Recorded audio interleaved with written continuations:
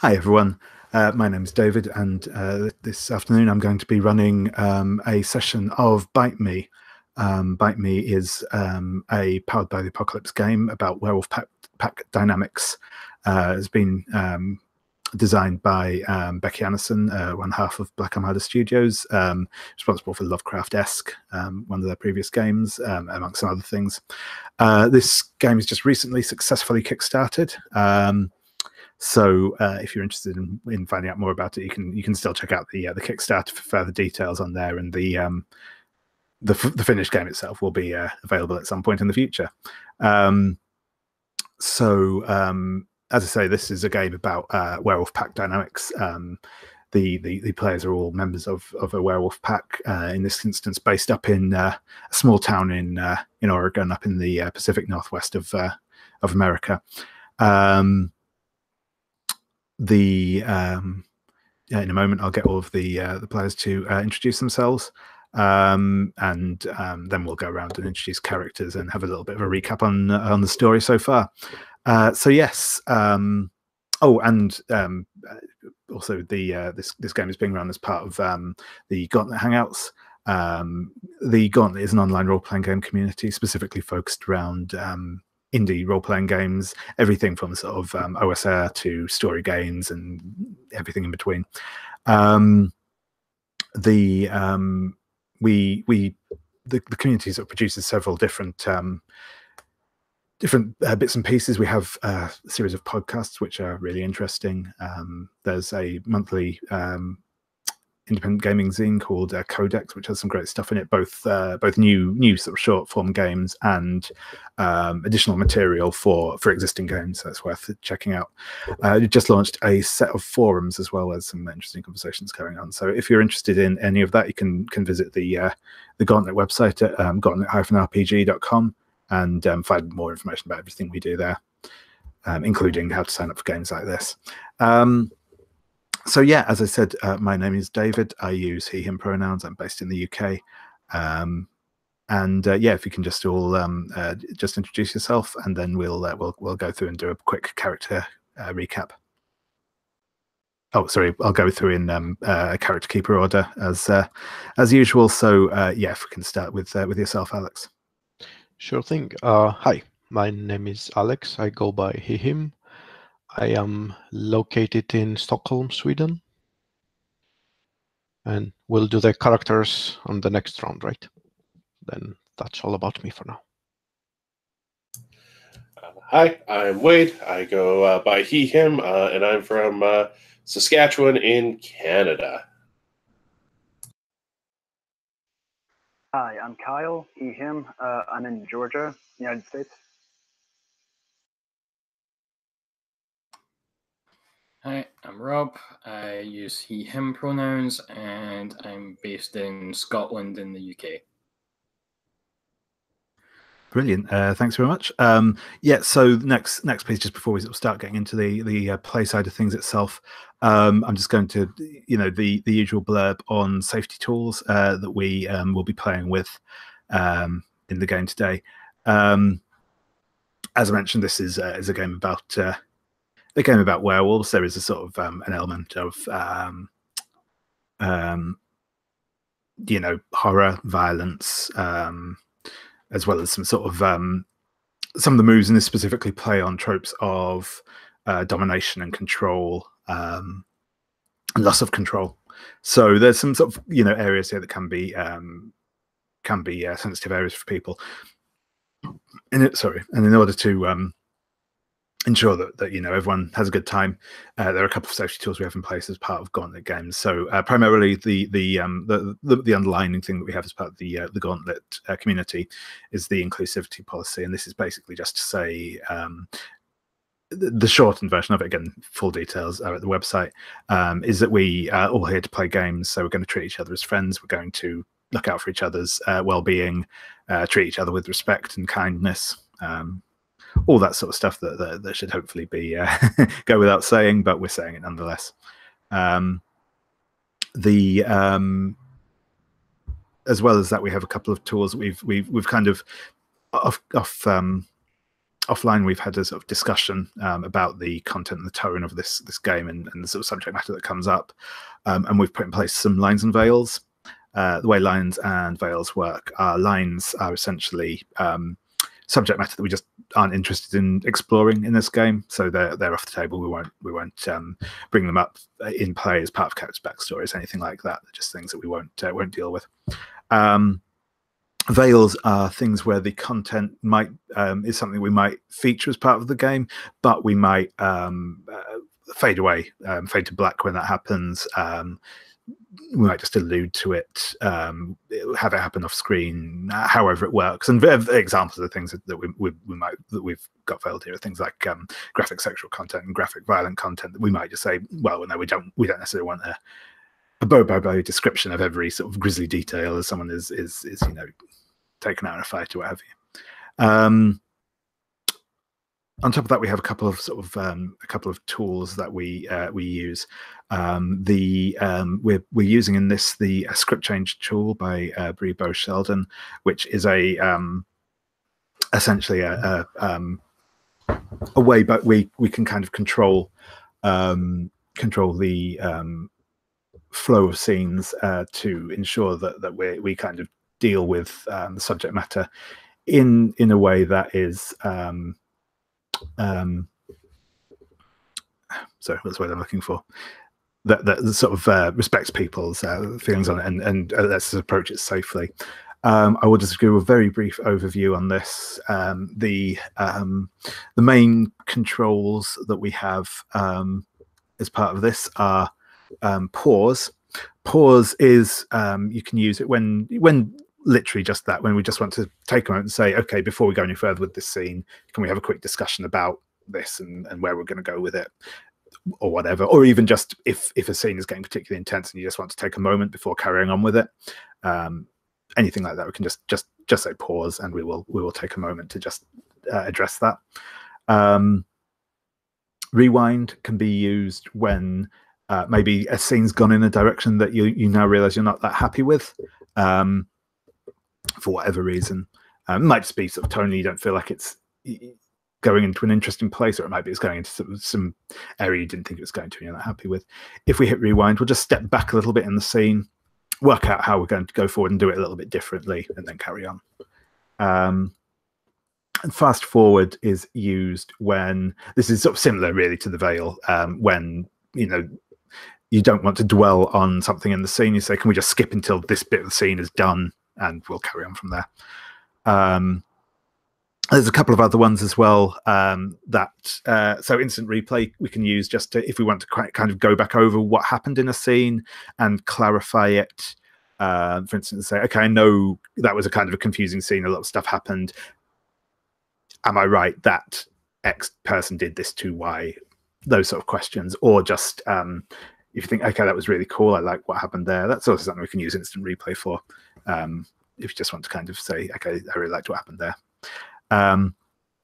Frame by frame is used if we're going into a scene where you think we might stray into like uncomfortable territory, and we can, and basically just saying we're going to do this frame by frame just means that we're going to take our time over it and check in as we're going through to make sure that everyone's on board with where we're going.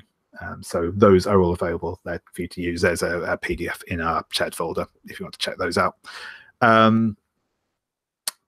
Finally, our kind of tool of last resort is the X card, which is it's a very simple tool. Functions a bit like the pause mechanic, or a combination of the pause and the fast forward mechanic in the script change tool. But what the X card does is basically, if something comes up that you're not happy with, again, whether that be because you just think it's tonally inconsistent or you don't like it, or if it's something that you're actually finding uncomfortable and it's actively interfering with your enjoyment of the game, then you can call out they want to X card it. You can type X or X card or whatever in the chat at the side, or you can kind of do an X sign with your hands. Any of those things, just as long as you make sure you alert us to it. If something's X carded, I may check in with you to get what content it is that you aren't happy with.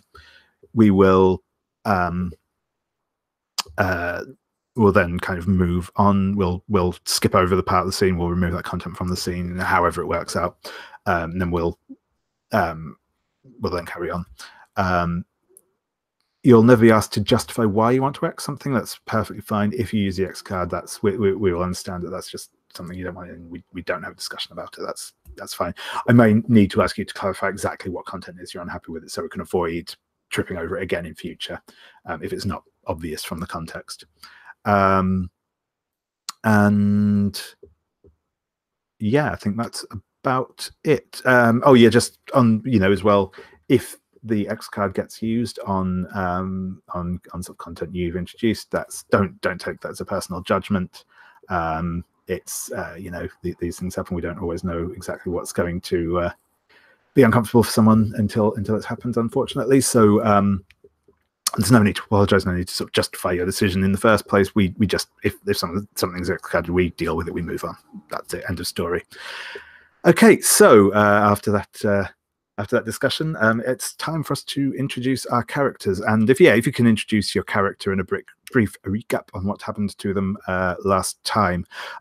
This time, I think we will go in reverse character keeper order, just because Alex wasn't here last time, so it probably makes sense for them to go last. So yeah, we'll be starting with Rob and Mac. Right, so Mac is a former deputy of the sheriff's department here in the town, who left due to an incident that occurred, and went off to be a PI in Portland, and has come back on a case for a client who wants to know what happened to their son, who appears to have been killed by some kind of animal attack. So he's working with the pack in a sort of I'm back, but I'm not really back. Sort of, as far as he's concerned, he's just here on the job. And you'll go along with the pack as long as he needs to. I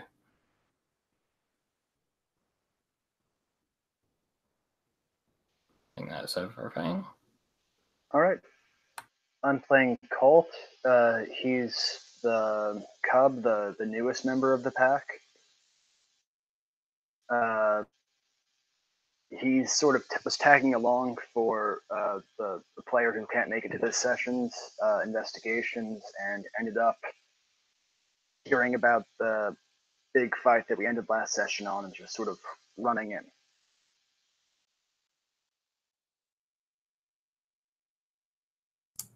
Right.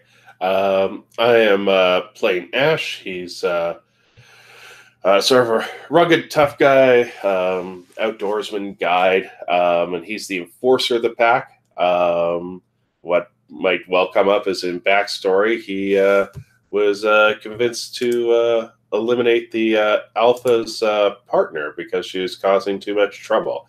And that's a secret that's been brewing. Last session, he is running around with Mac as they're kind of investigating this disappearance. Mac was investigating, and also investigating the mysterious murder of the Alpha's partner. So,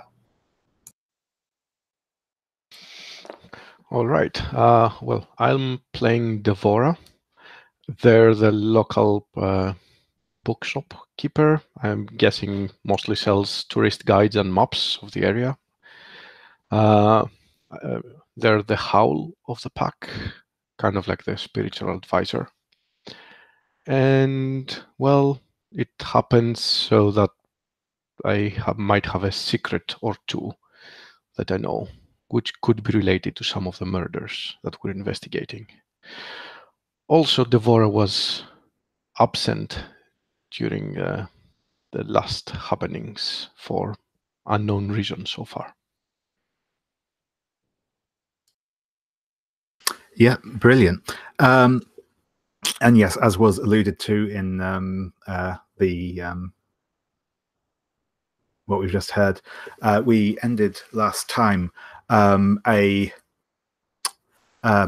group of bikers had moved into a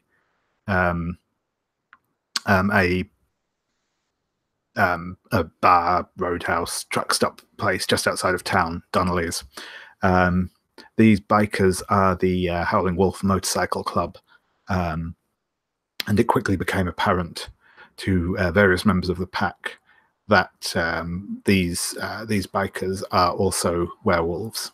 They are, in fact, the pack that's been kind of muscling in on the on this pack's territory recently.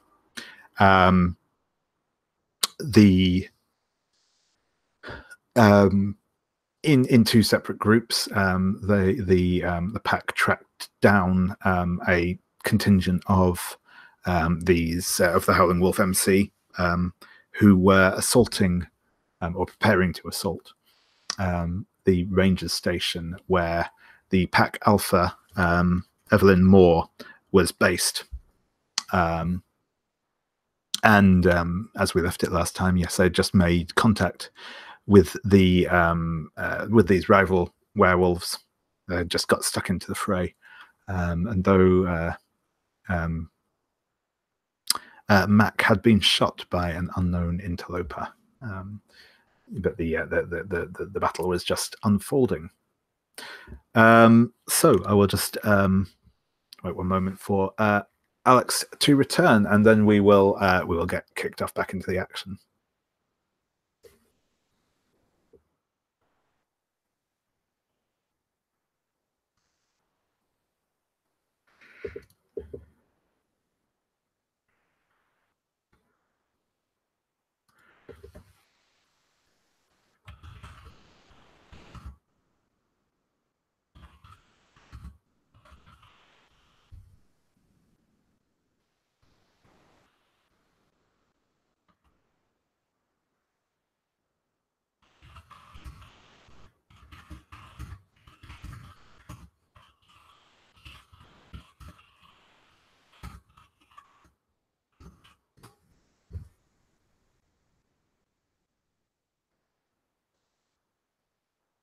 Cool. So I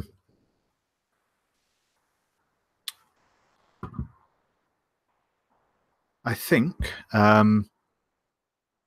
oh yes, the other significant event happened so far in the combat, as I say, where we were last time. Colt, our cub, had just taken out one of the members of the Howling Wolves, a young member themselves. As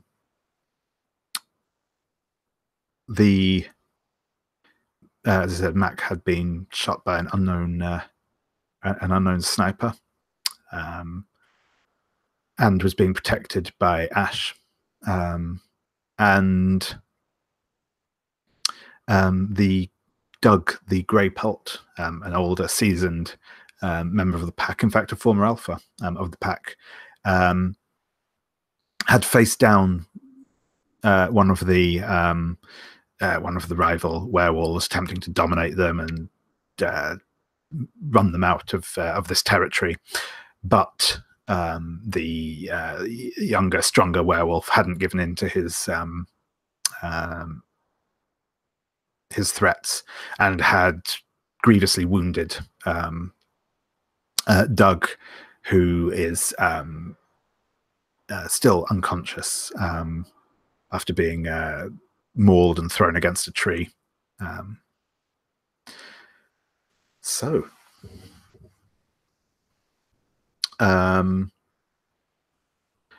going to throw over to Devora first.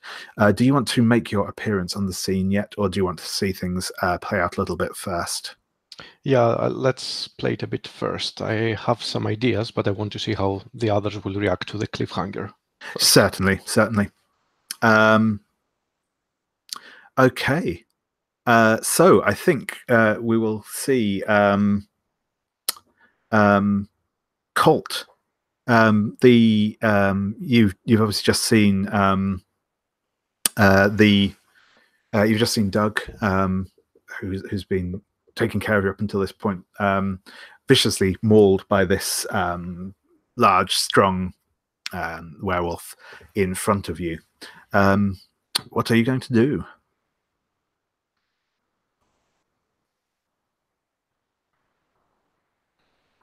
Oh, sorry, I think you're muted still. Sorry. That's can you always hear me do now? that. Yeah, that's fine. Great. All right. When I see Doug get shot, I think Colt is just gonna lose it and just go all out, get aggressive and attacking. So I think I'm giving in to the wolf. Yep, certainly. That's so when you give into the wolf, you roll with feral, and then depending on what you roll, you choose one of the options or some of the options below. So yes. Oh, sorry. I'll put the link to the roll for your party into the chat in case people don't have it to hand. Bear with me. All right. Oh, I got a 7. A 7. Okay, that's that's fine. That's a hit. So on a 7, you get to choose one of the following options. You can reduce your heart and guts by up to 2 between them to increase your teeth and feral by up to 2 between them, with no stat being able to go above a 3. You can add 1 harm whenever you attack with bite and claws. You can gain 2 armor. You can add 2 to the pack pool, or you can heal an additional harm when you return from wolf form. Which of those do you want to take? I think. Wait, I just remembered. I think I gave in to the wolf just at the end of last session. Can I do it again? Yeah, I don't see why not. I think because you just chose a 2 to pack pool last time. I think I'll let you use that again. I think that's fine. Okay. Then I'm going to reduce my heart by 2 and increase my teeth by 2. Nice. And so how does that look when you kind of let the wolf take control of you here? Just like I don't know how to show it in wolf body language, but just like immediately like going all out, like growling, just immediately pouncing on the next nearest biker wolf, like no regard for who's bigger or whatever, just like going all out, snarling, biting, clawing. Yeah, that's perfect. Okay, brilliant. We will come back to you in 1 second. So Ash, you have you kind of interpose yourself between Mac and well, I think both the shooter and the other wolves. There's no immediate sign of the shooter, and you can see now the bikers who were initially taken by surprise by your attack, and they themselves were trying to kind of encircle the ranger station, so we're a bit spread out. They're starting to come together as a pack now. You can see they're starting to get organized. What are you going to do? If they're sort of like coming together and they're we're around the ranger station initially, Ash is going to let loose a howl and sort of try and hit him in a way that'll sort of take someone in the center to kind of break them apart so they can't group up and surround us. Perfect. That sounds excellent. So this is probably, unless there's a specific move that you're that you have, this is probably going to be what's the term for it? Here we go. Mauling, as you're using physical violence. So that will be rolling with teeth. Okay, that will be a full success. Perfect. So on the success, you will do harm is established, which I believe is always 4 harm for. I have to look this up again, but I believe that's 4 harm for wolf teeth and claws without anything special. But you get to choose 2 options from the following list. You can, if I go into the right tab, you can either you take 1 fewer harm, you deal 1 extra harm, you discern your opponent's next move, you knock someone out, you impress or intimidate somebody, or you do not take -1 forward on your next give in to the wolf move. Okay. I think because I'm like trying to sort of like disrupt their strategy, I think I'm going to impress or intimidate someone. So one of the wolves there is going to be sort of taken aback by my aggression, one of the bikers. I think also I maybe get an idea of how they react to me trying to split them up. I discern my opponent's next move as well. Perfect. Yep. So I'm just going to make a. So yeah, you tear into one of them and you send him sprawling and whimpering. He's not out. He's not taken out yet, but he's definitely not looking happy. And as you do so, you can kind of see the one of them shies back and drops back a little back from his pack mates.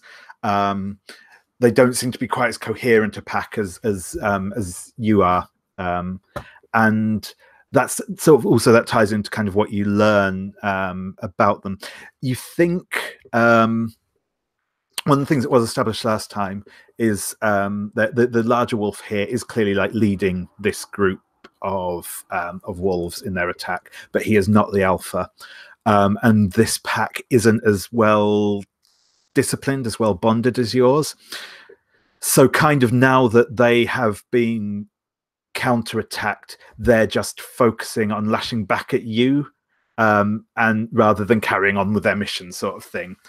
So you think that, that they are basically just going to, the pack as a whole is going to sort of come after you lot now, as you've kind of startled them, and they're kind of just really acting on instinct rather than acting with a plan.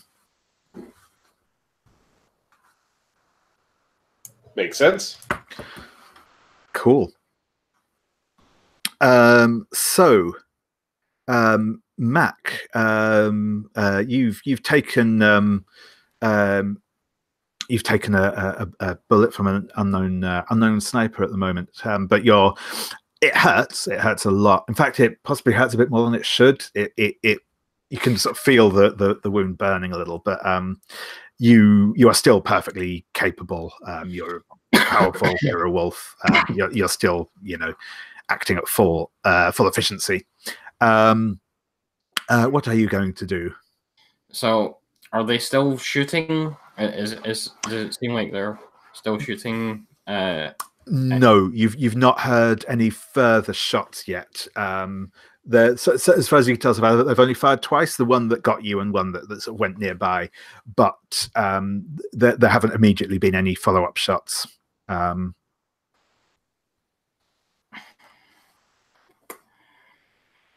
Okay.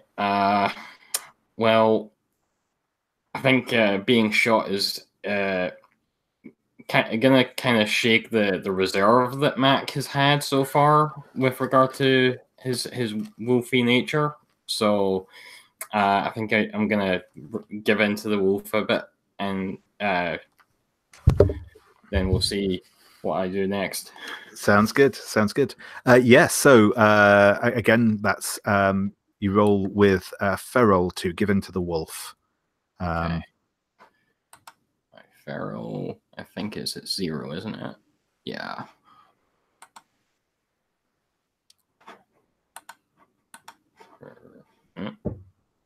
Reroll selected.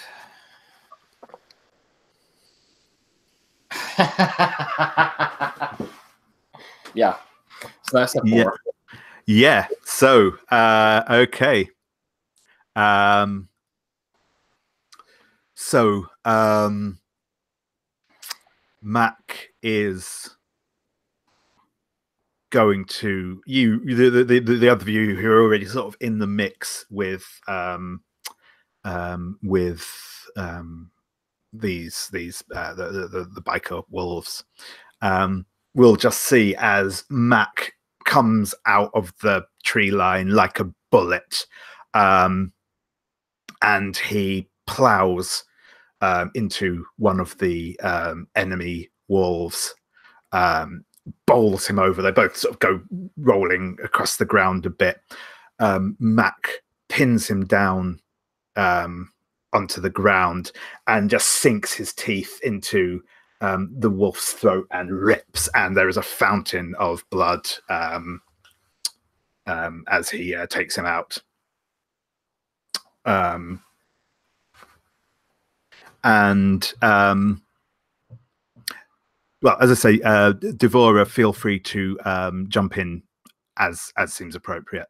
But failing that, we will go to we'll return to Colt. So, as I say, you can feel the power of the wolf flowing through you now, and you charge towards this he's big, he's strong, scarred wolf who's just shaken Doug against a tree. And he snarls at you, snapping as you charge in towards him. I assume that we're going to go for a mauling here. Absolutely. Colt's just going all out on the attack. That's what I thought from last time. So yes, if you want to make a roll with teeth, bear in mind obviously your teeth is currently 2 higher than 9. 9. Okay. So yeah, once again you will tear into this guy. You snap at him. He will snap back at you. But you kind of get the upper hand in this exchange. So you once again you have that list to choose. You get, because you got a 9, you get 1 choice from the list. Colt's gonna deal +1 harm as he's just tearing into the guy. Excellent. So cool. Yeah, you rip and tear at him. He is he's still in the fight. He snaps back at you as well. And you can take me 4 harm, please.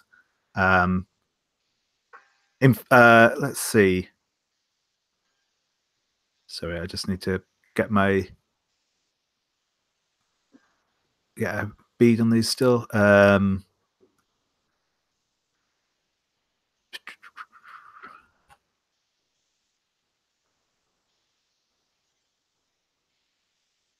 Yeah. I'm going to ask you as well to this guy is strong and tough. I'm going to ask you if you can roll guts for me, please, as you take harm. All right.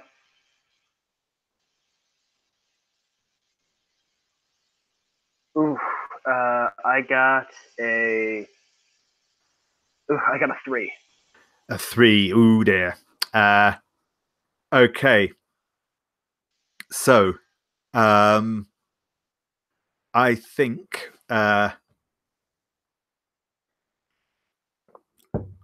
so. Yeah, you will take 4 harm in total, as I said, and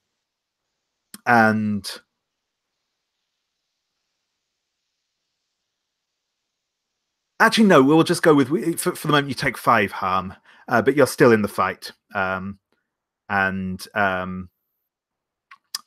so yeah, as you come in, it's a fairly he's bigger and stronger than you probably, but you are currently really empowered by the wolf and by the in your wolf form, and you actually kind of evenly match the pair of you. You're swiping at each other, biting, tearing, but you're kind of giving as good as you get at the moment. We will go to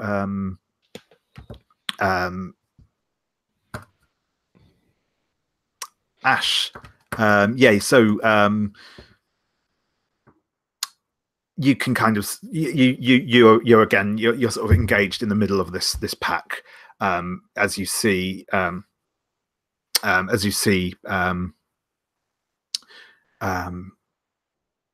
Mac going, and you can tell that Mac is kind of operating entirely on instinct at the minute. He is ripping and tearing with those tomorrow. What do you do? Neither of the other two seem to be like, even though Mac might be in trouble psychologically, but neither of them are like in danger at this point, like more than would be expected for a fight like this. No, that's right. I mean, the like I said, Colt does seem to be the wolf he's up against is kind of the biggest and most dangerous one here, but he seems to be holding his own at the minute.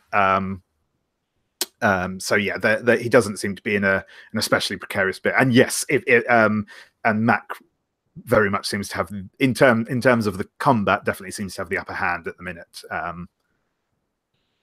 All right.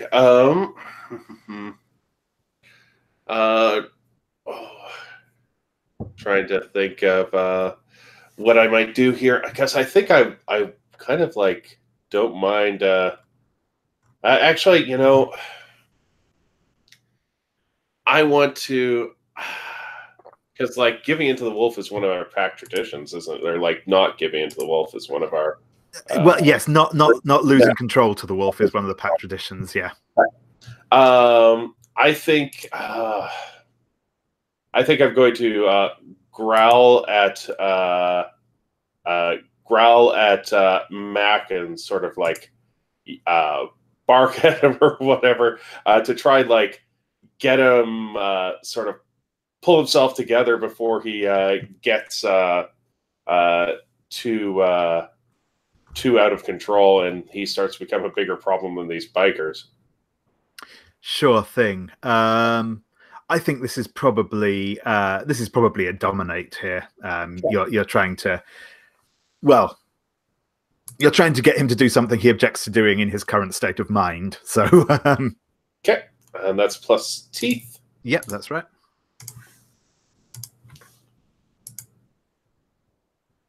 So that will be an 8. So in the mixed success category. Okay, so I'll just read the outcome of this. So the situation is mostly under your control. NPCs will do as you ask, but half-heartedly and may abandon an order.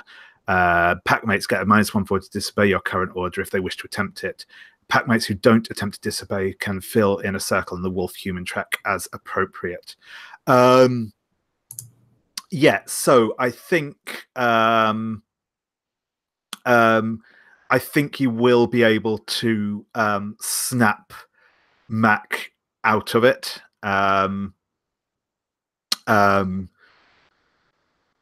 He is probably going to be a little dazed and out of it for a moment, but Mac, you do get to mark a point of experience on your wolf track, and you will be able to kind of start acting under your own volition again. Yeah. Okay. Cool. I think though this kind of distraction has allowed some of the other wolves to start encircling you, though both Ash and Mac they're looking nervous. They're definitely looking nervous. You've just been rather vicious, but there's still a couple of them who are circling you round. And yes, Devora, I believe. Yeah. So I was thinking that Devora were approaching there late to the party to try to help. And if that's okay, I was thinking I had a couple, another packmate another. Yep, certainly. You can have Rain with you if you want. They were still sort of around. So I would think of it like that. Like I was approaching when the shots were fired.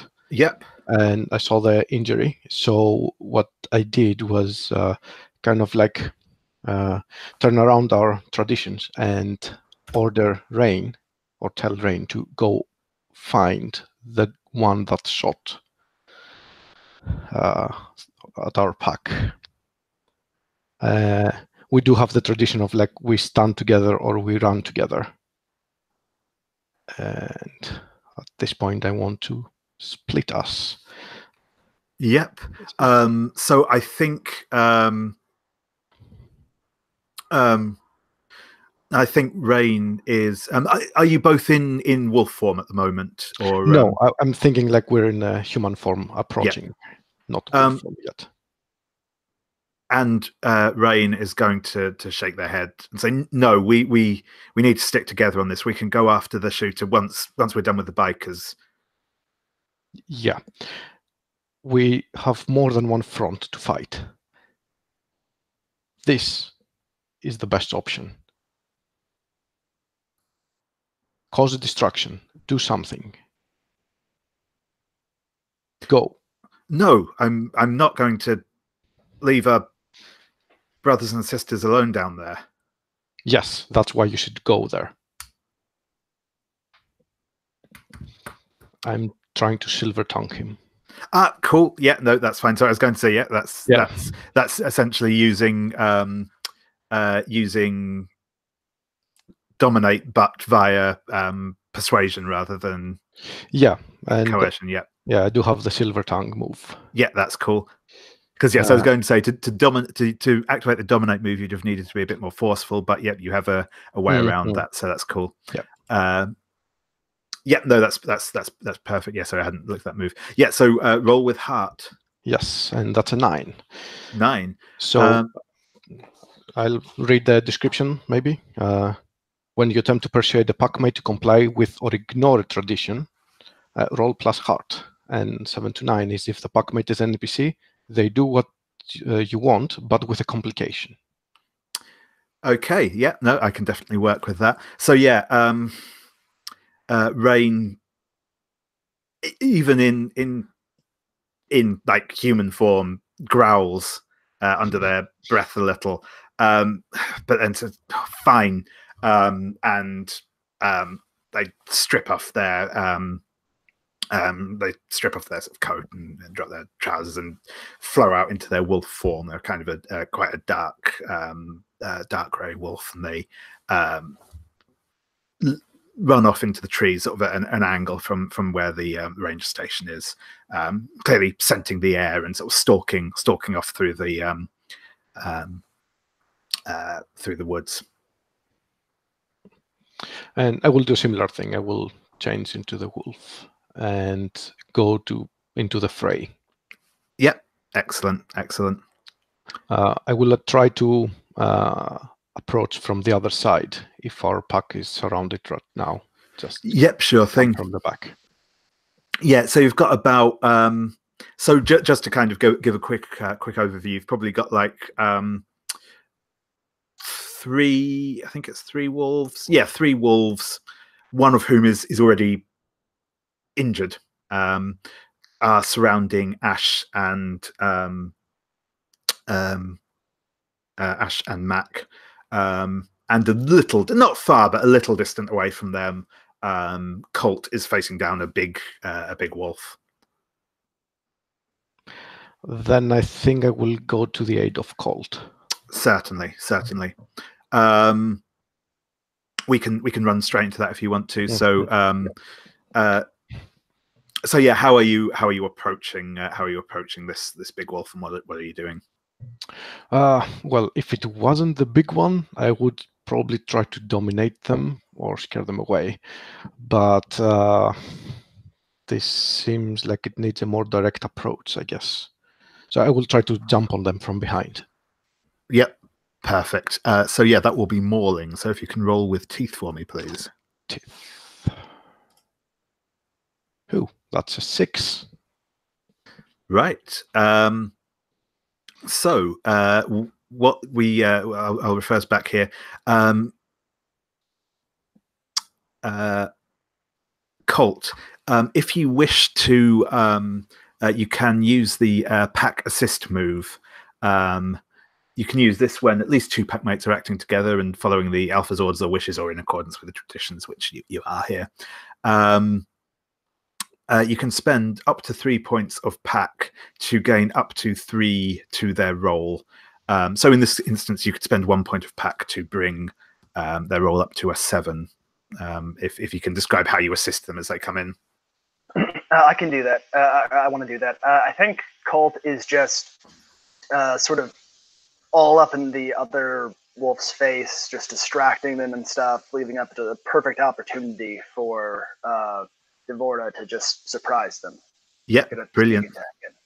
Yeah, that's great. And yeah, I said so. Yeah, you can spend a point of pack from the pool, and then Devora, describe how you come in, and once again you get to choose one from that list on the mauling move with a 7. Yes. So take advantage of the distraction and stuff, and I try to jump on their back so that they will not bite me back. And yeah, just try to pin them down, like immobilize them. Yeah. And the way I jump, I will just choose the take -1 harm. Yeah, perfect. So yeah, you jump and you get onto their back. And you tear at them, and they will drop. They do turn and bite at you as you bear them down, and bite at your leg, and it hurts, but it's not as serious a wound as it could have been. So you will take 3 points of harm. But this wolf is now out of action. You have overpowered them. And I think at this point,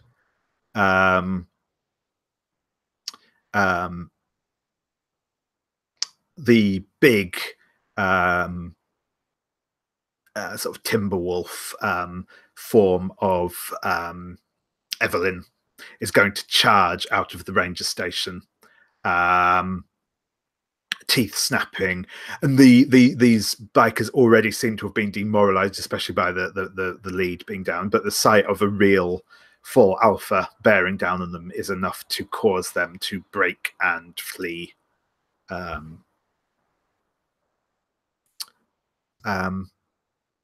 Yeah. So I think that is unless there's any particular reaction that any of you have to that. I'm thinking Colt chases after them. Yeah, sure thing. That's fine. I think. Then Devora will try to stop Colt. Okay, cool. By shouting, "Hey, we stand together." Yep. So yeah, I guess Devora, do you want to make me? Again, that's probably a silver tongue because you're calling back to. Yeah, well, I guess growling. I don't know. Yeah, I mean, no, exactly. You can. It's difficult to have kind of like full nuanced conversations in wolf form, but you can certainly convey impression and intent. Yeah, I run alongside as well and just try to jump in front of Colt and growl him back. Perfect. So yeah, roll with heart. That's a 13. Nice. So on a 10 plus, if the packmate is a PC, so Colt, if you agree to do what Actually, I'm just thinking.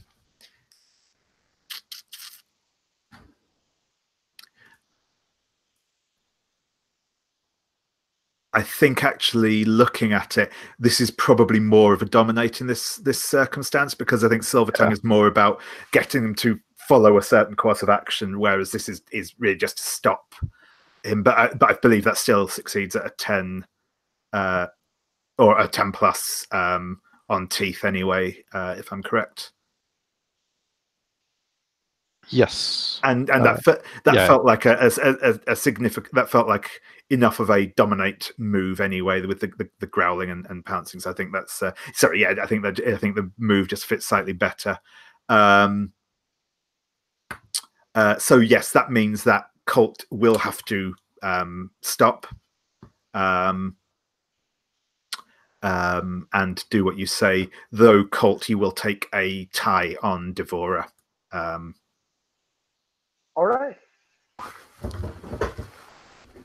Cool. So I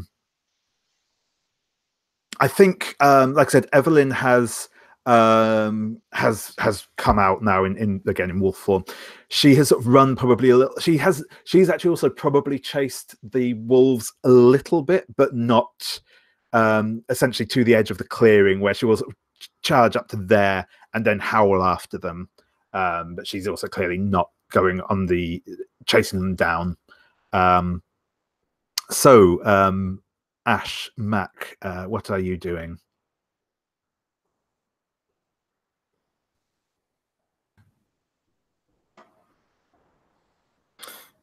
So the wolves are the other wolves are all running, right? Yeah, that's right. Okay.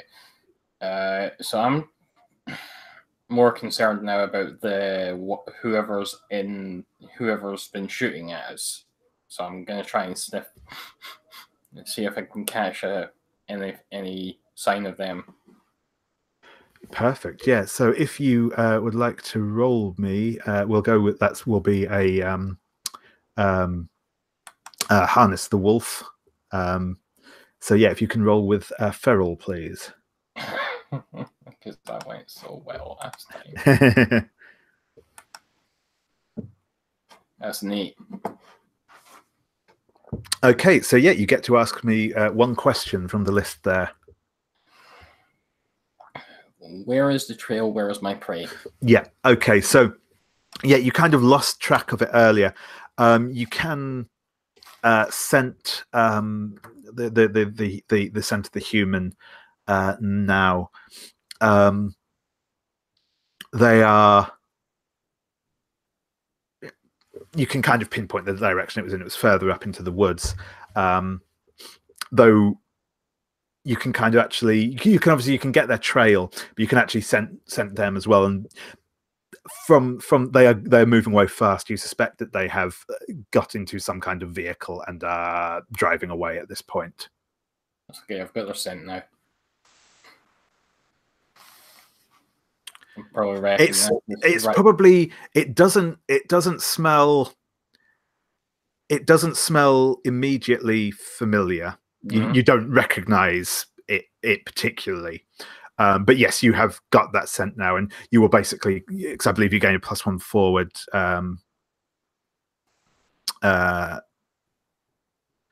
If you well, so yeah, you'll probably get a bonus to like recognizing them again in future. Okay. Cool. And Ash, what are you? I think trying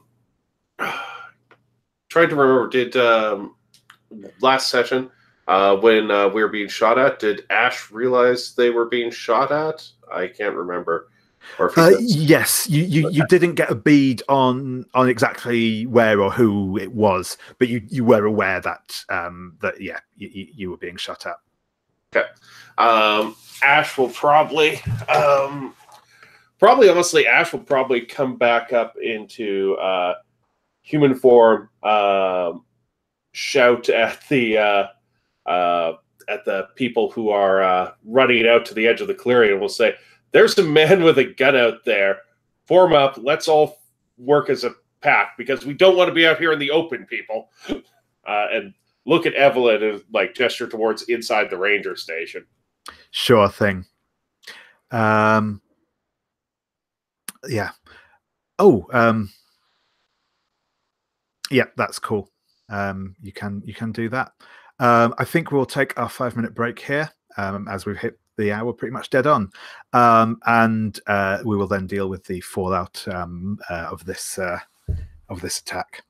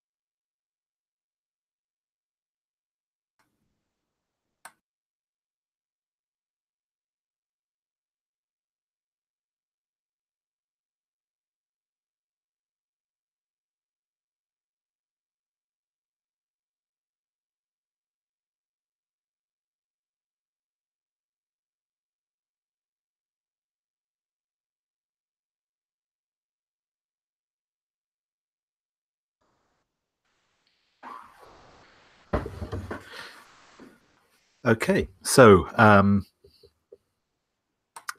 we will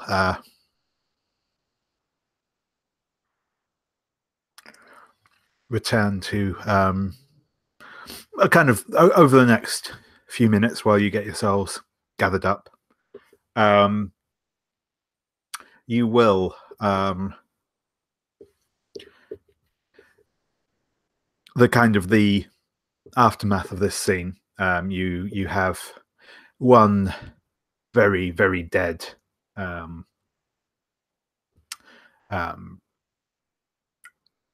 wolf. It's as I say, throat torn out. You will also have from their side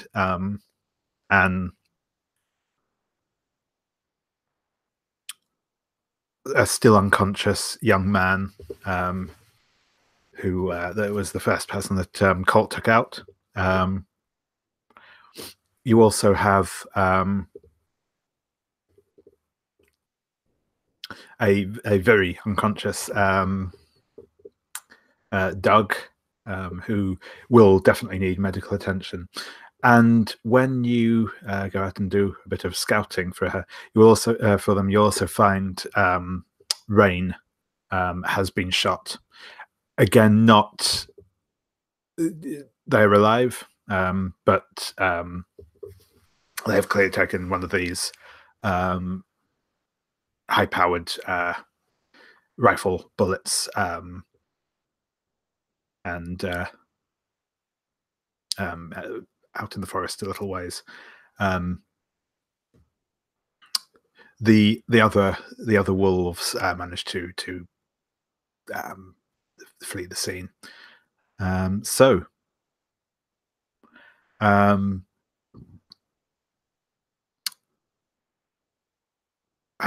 you will all be inside the ranger station now.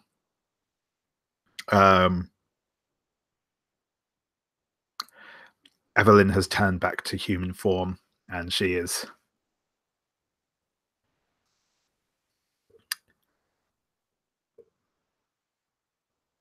sat on the edge of her desk. She's playing with a switchblade, and generally looking pissed off.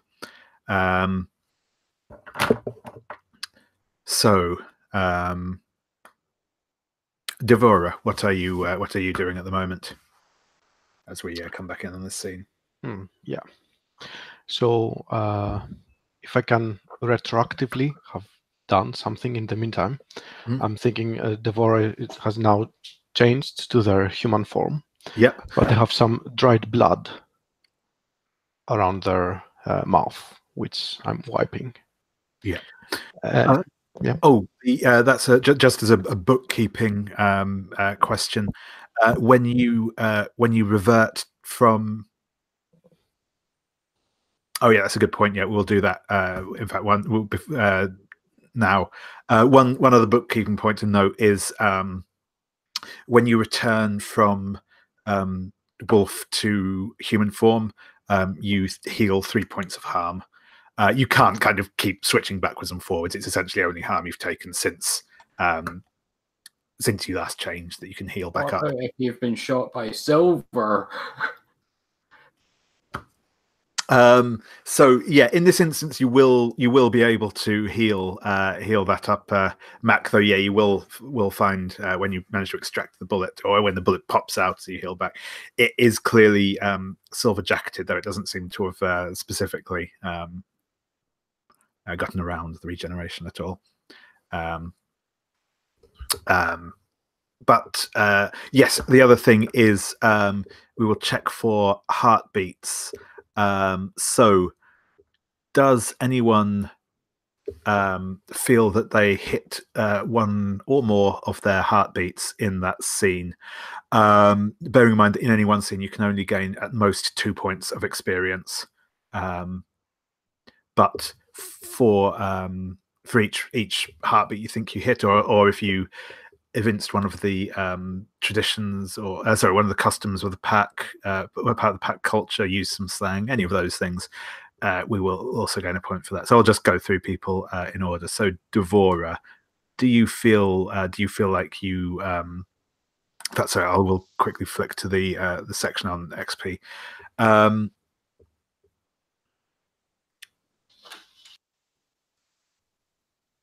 Yep. So do you feel like you hit any of your heartbeats in that scene we just had? I believe I hit the calculating. Yep, that sounds about right to me. Yeah. So yeah, you can mark a point of wolf XP for that. Wolf or human? Oh, I suppose that it depends. Potentially, yeah. I suppose no. I suppose it was more. It was while you were still in human form that you did that. Yes, that would be human.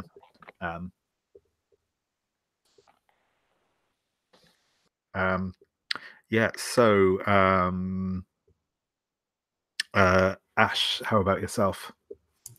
I think heartbeats wise, I think is the scene as a whole, like before the cliffhanger as well, because we didn't check heartbeats before. Definitely, I think hit the heartbeat of Loyal for trying to draw trouble away from Mac when he got hit and stuff like that. Tried to draw fire there, and pack tradition wise, or displaying the pack culture, maybe for sort of pulling Mac back into line and reminding him of our never lose control of the wolf tradition. Yeah, that's fair. And also, I think as well as that, dangerous almost goes without saying for that scene. So, but yeah, that's you can only mark 2 in a scene anyway. So, but yeah, you've definitely got your 2 there, I think. So how about promoting and going against the tradition at the same time? Because I did put Colt back into line, but I also sent 1 away. So do they cancel each other? Or? No, I think that's fair. I think I think you definitely gain. You can definitely gain a point of wolf for that control of Colt in that scene. Yeah, that's cool. So Colt. I don't think I got any advance this scene.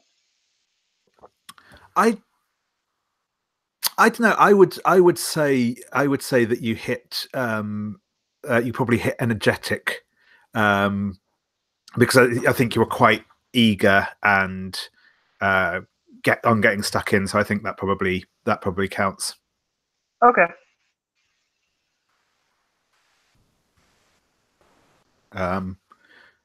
They feel close enough to me to be appropriate. And finally, Mac. Not sure. My heartbeats are bruised, distrustful, and heartbroken.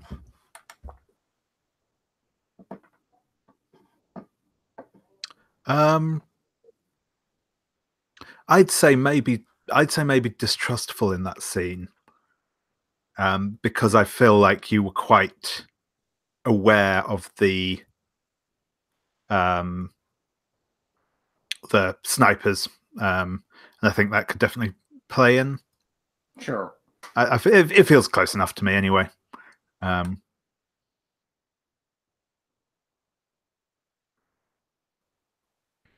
would be wolf because I was in wolf form at the time.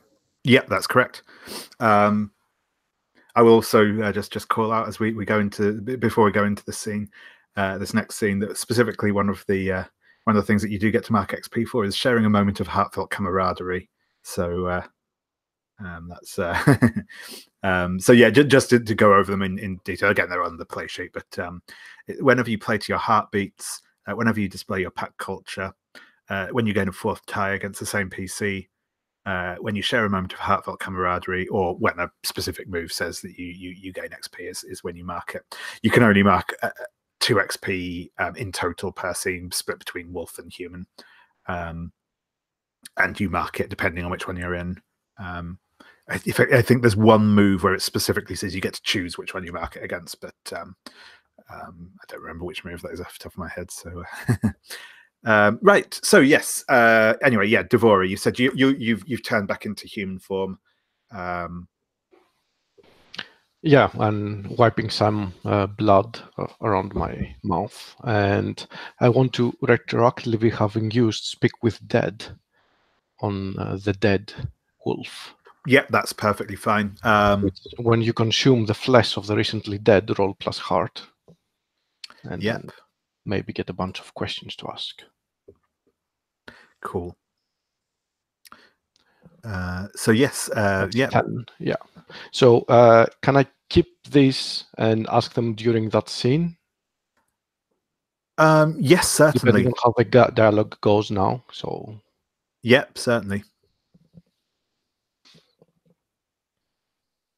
Well, I will ask one now and keep one. I get to ask 2 questions, right? And I will ask why are you here? Sure. So the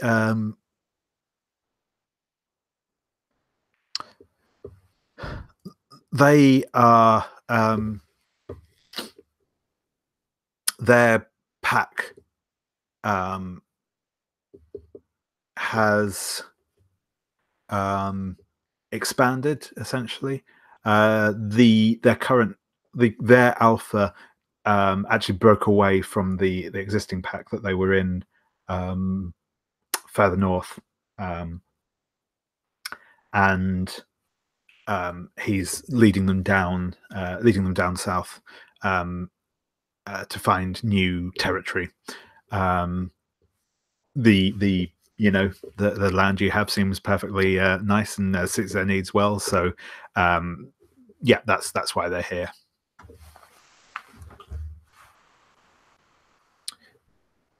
Awesome.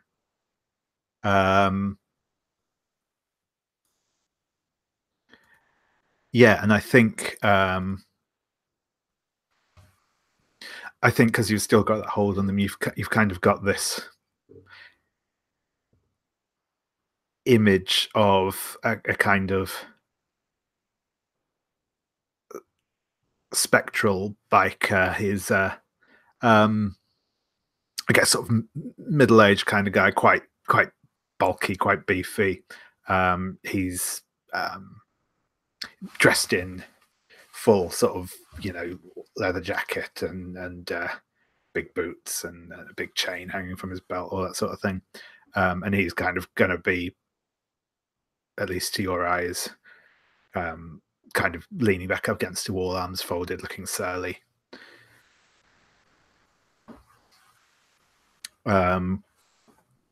Cool. So,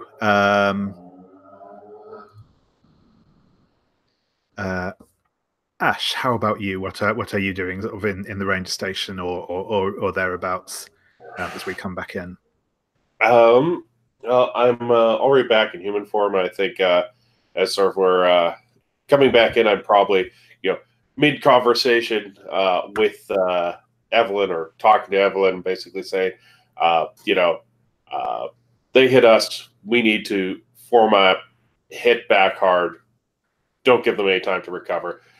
There's a lot of them out there. At least some of them are armed and shooting into the fight instead of just coming down here, fangs and claws. So we've got to fight dirty too. Take it to them right now. Yeah, I think you're right. We've got to show them we mean business. Track them down, hunt them, mess them up.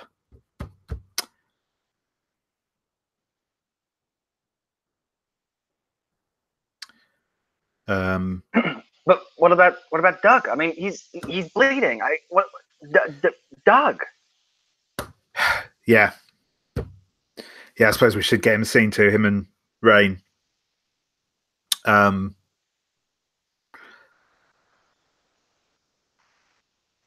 So I'm going to ask, who do you think? Who do you think in I don't believe any of you have any of the specific healing type moves. Am I correct? Yeah, that looks to be the case. So who in town do you think you take your wounded to get them patched up, and how much about this whole situation do they know? Does anyone have any ideas? Yeah, Ash. I have an idea for that. Since Ashes, does the outfitter guide thing, I think he knows a taxidermist in town who puts stuff together for hunters and stuff. And taxidermist, well, he might not be a doctor, but he knows how to stitch things and stuff like that. So that's my idea. Nice, I like that a lot. Cool. So, cool. There's a taxidermist.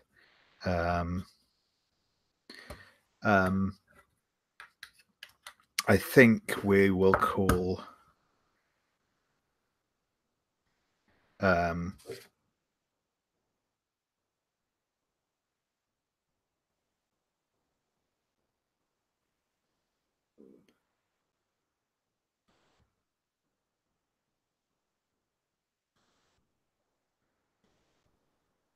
We'll call her Jane Meadows, but you tend to just refer to her as Meadows.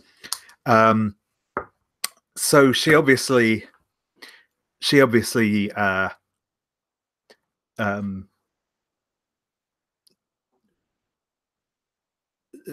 knows that there is something at least shady about you lot with the number of times she's had to patch people up. But how much do you think she knows about the actual werewolf side of things, Devora? I don't think she does about that specific. Probably suspect there is something going on. Sure thing. But maybe they have a secret of their own that we know, and it's kind of a mutual agreement to not dig into deeper to each other's pasts. Yeah, that's cool.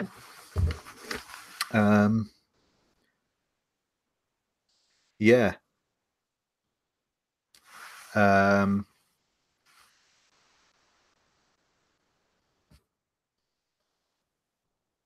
Sure. So, Mac, do you think you know what her secret is? Would she have been around at the time I was here, or is she a new addition? Yeah, she's probably been around a while. I think her secret.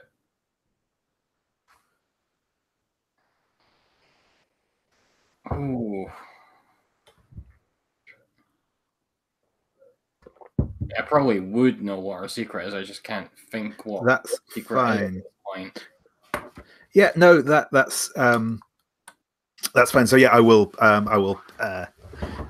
You're probably aware of at least some of this story. She actually used to be the probably actually not even the county medical examiner. Sorry, probably not even she's like the county medical examiner. Essentially, she lived here but worked in like the bigger town nearby as the medical examiner. She has probably a medical degree, but isn't actually a doctor. And she was she was essentially disciplined and lost her job for what's generally been referred to as inappropriate misuse of cadavers. The actual reason behind this is that she's an amateur necromancer, and though she keeps that very much on the down low.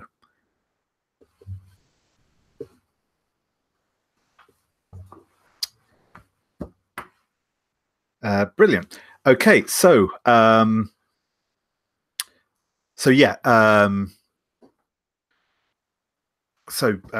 will turn to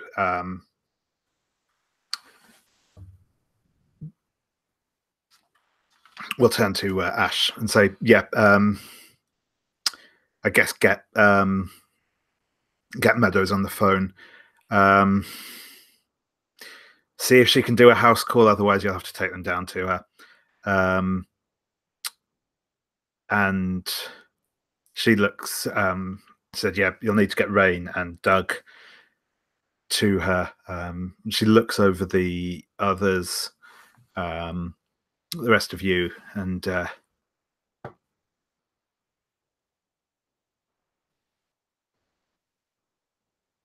she'll toss a she sort of reaches into her drawer and pulls out a pill bottle of some sort of fairly high strength painkillers that she'll toss over to Colt. You can probably walk that off, kid. All right, yeah, I'm good to go. Like, whatever you need done. Like, I can help you track those guys and just follow them up. I mean, I'm with Ash here. We need to go after them as soon as we get, Doug and Rain some help. Glad to hear you're on board. And yeah, she will say, well, get those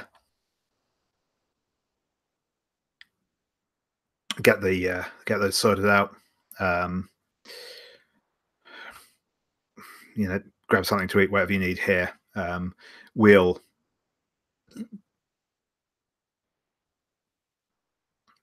get ready to hit them back. So what I'm going to do here is, if people want to have a bit of time to just have some scenes with each other or to go out and achieve other things, then let me know what you want to do, and we can get those scenes framed up. As I say, you'll have a bit of time to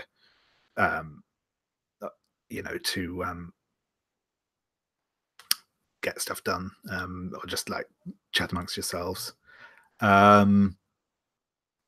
So does anyone have a specific scene they want to frame up?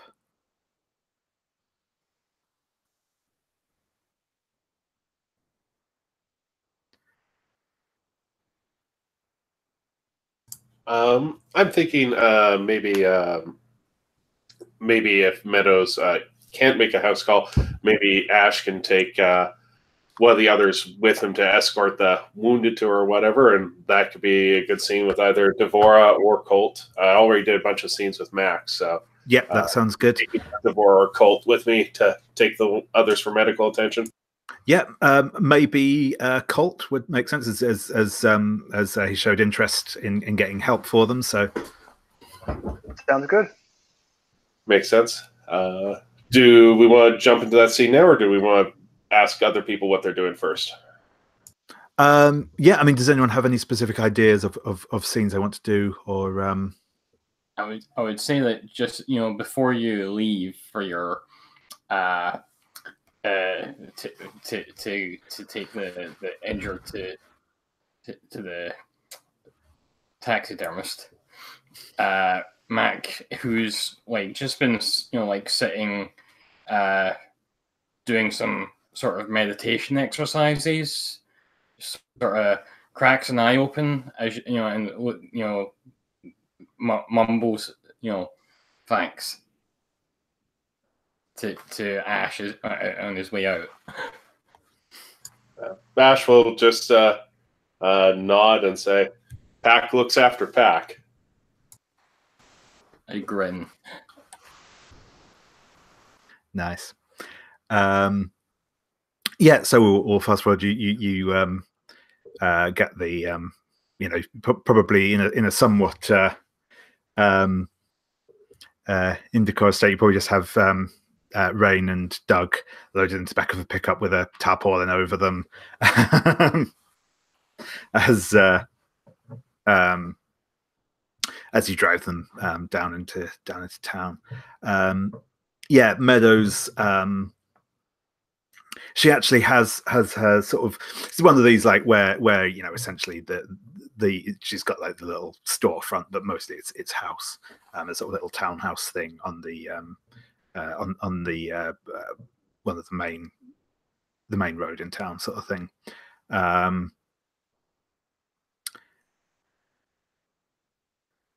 There is a you can kind of drive around to sort of the back of her house.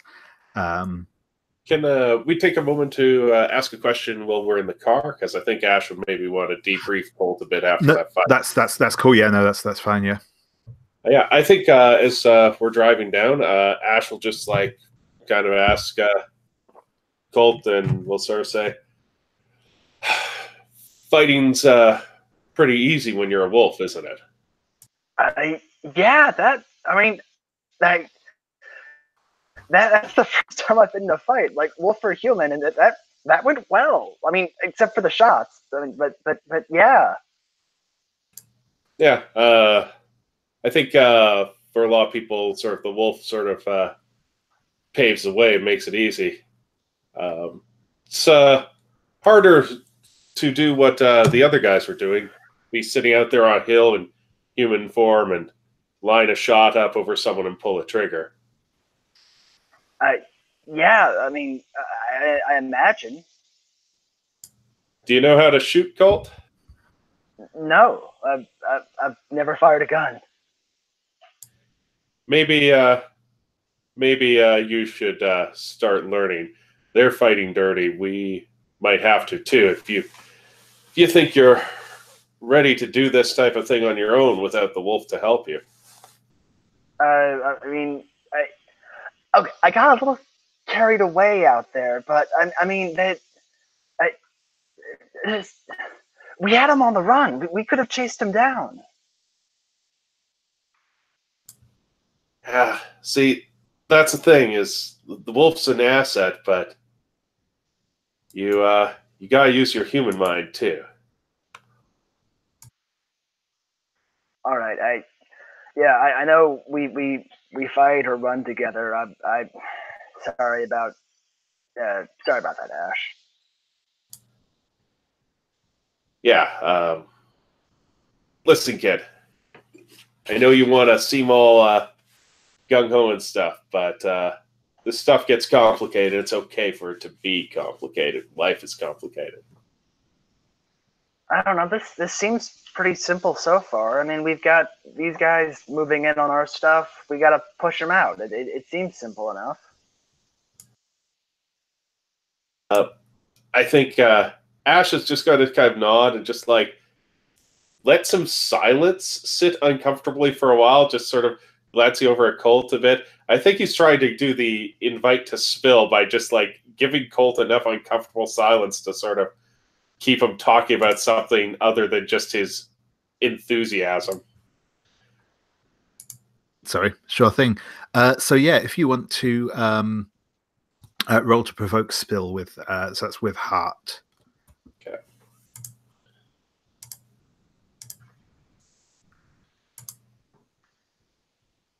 Oh, that's a miss. Okay. Yeah. So, sorry,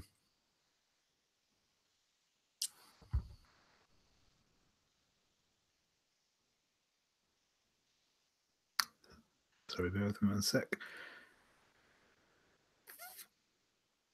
I think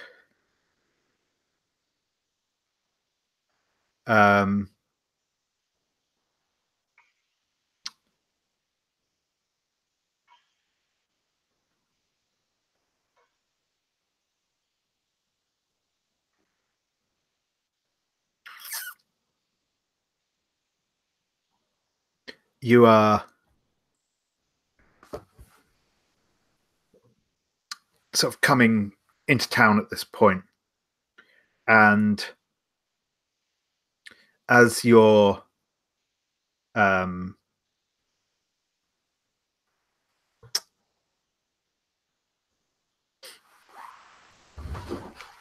sort of coming in, you're kind of leaning over to you're sort of turning to you're having this conversation with Colt, and you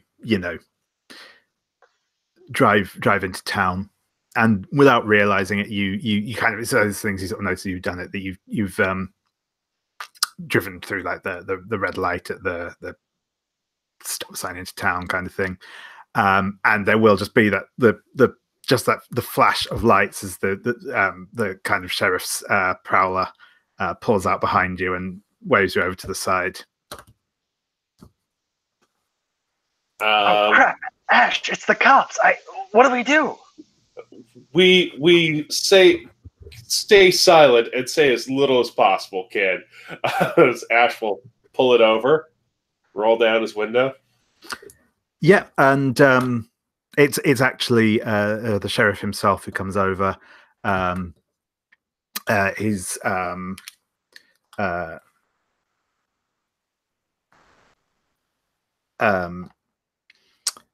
Sheriff Hernandez, the relatively recently appointed sheriff, Evelyn's replacement. He's probably a sort of similar age to you, Ash. He was he's kind of done the thing of he did his sort of served out a policing career probably in Portland, and then sort of retired to a sort of sheriff's position out in the country, and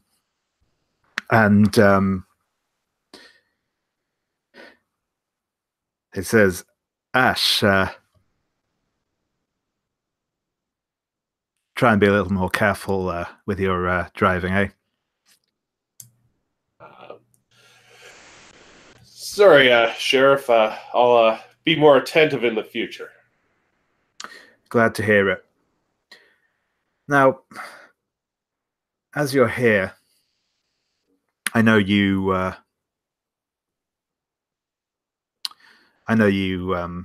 hang out at Donnelly's from time to time. I've heard reports about some disreputable types in town recently, more so than usual. I was wondering if you might know anything about that.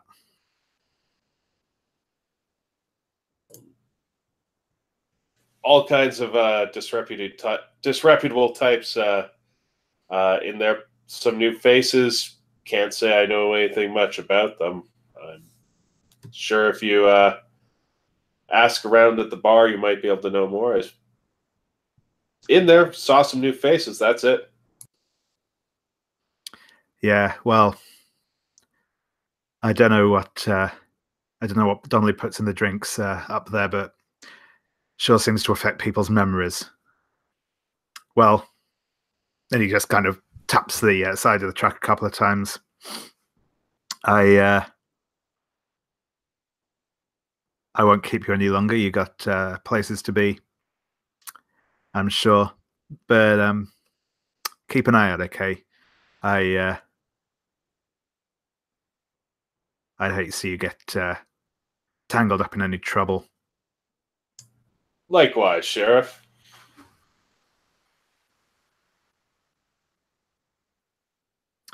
Cool. And yeah, he will head back to his car. But he's definitely kind of eyeing you, not exactly with suspicion, but you get the feeling he knows that there is stuff going on in town that he doesn't know about, if that makes sense. And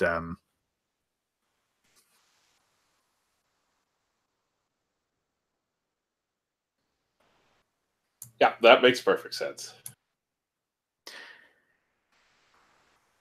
Cool. So yes, but with that, you can carry on to Meadows. Devora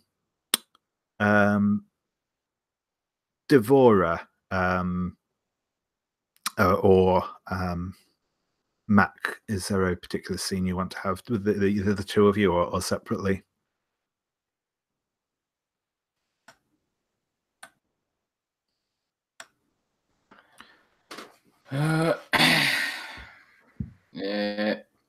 Well, once Mac's feeling more centered, I think he probably gonna. They're concentrating on the wolves at the moment. So I think Devora will see Mac about to head out on his own little mission.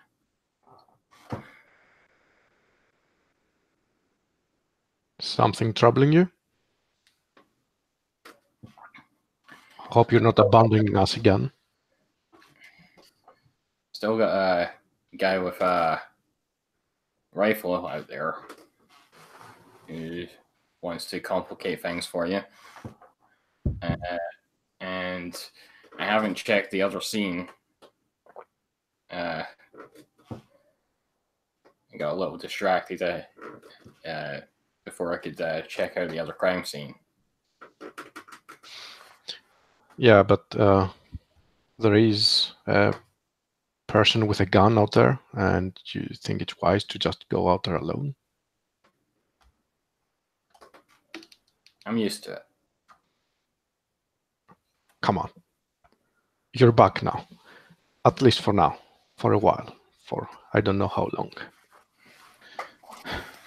Be one of the pack. You want to come with? I turn and look at Evelyn, at Alpha, to get kind of like a nod of approval or anything, or fuck, I don't care. Yeah, it's definitely somewhere between the two. Yeah. Sure. Okay, fine. So I can't remember if we established if I have a car or something. Presumably, yeah. Yeah. At least a rental, probably. So I head to my car and, let Devora sit in the front passenger seat and head out to the other scene where I can't remember her name, the bar. Claudia, yeah, the bridge, her car went off. Yeah.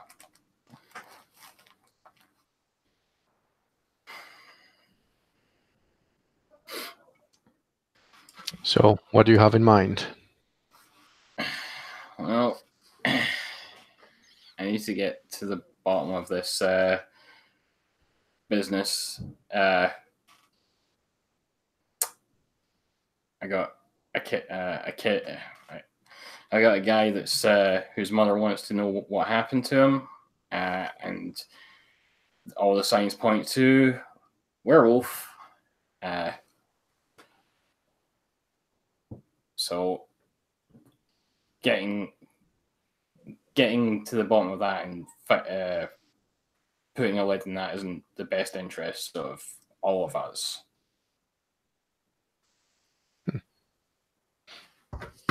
Yeah, I guess. Sure. Have any ideas where to start? Few. Got a place to check out.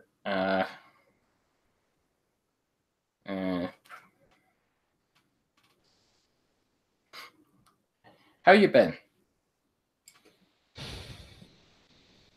I've been all right. Mm-hmm. I mean, it's a pretty vague question, right? You mean right after you left? In the between? Right now? I mean, at least recently. How you been feeling? Awkward, I can say. But I don't know. I welcome this awkwardness. It's good that you're back, even if you don't plan to stay.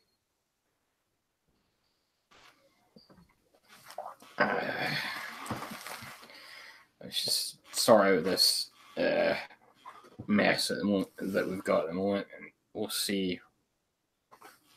I've got responsibilities elsewhere at the moment. I don't know if I'm back or not. I'm glad that you're at least considering it.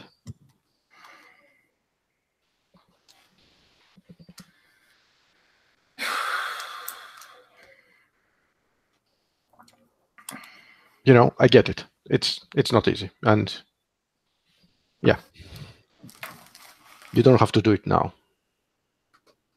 We don't have to. I understand, is what I mean. All right. Are you trying to provoke spill there, Devora? I don't know. I think I was trying to provoke something. It looked like it was very mutual here, like we're both spilling, or I don't know. I'm okay with either, actually.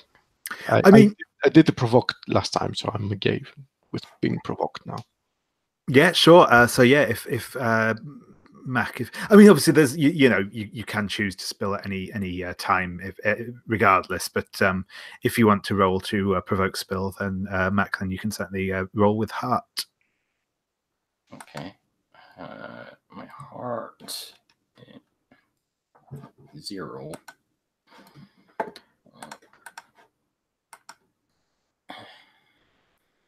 That's 11. Excellent. So yeah, that basically means that yes, Devora will need to make the spill move. There's nothing more than that. So just to remind us of the spill move, werewolves' feelings and emotions are much closer to the surface than humans, and the close nature of the pack means you express them more readily. When you openly and truthfully express one of the following: your desire for a pack mate, why you are hurting, what you are angry about, or what you are afraid of, you then add 2 to the pack pool and give your pack mate +1 tie. Okay. Why you are hurting and what you're afraid of. I will choose something in between, I guess. Yeah. Yeah, I'm not very proud for what happened back then. Yeah, I could have warned more people, could have tried to stop Summer from going there at all. But hindsight is 2020. I'm afraid that this has caused much more of an issue than I wanted to. I'm afraid that your other obligations are just an excuse for you staying away from the pack just because of this.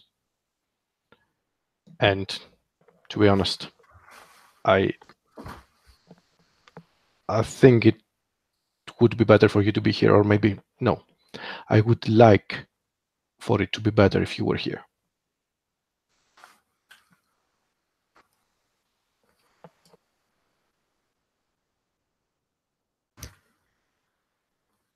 Nice. So I think we will cut back to our other vehicle with Colt and Ash as you pull up behind Meadows.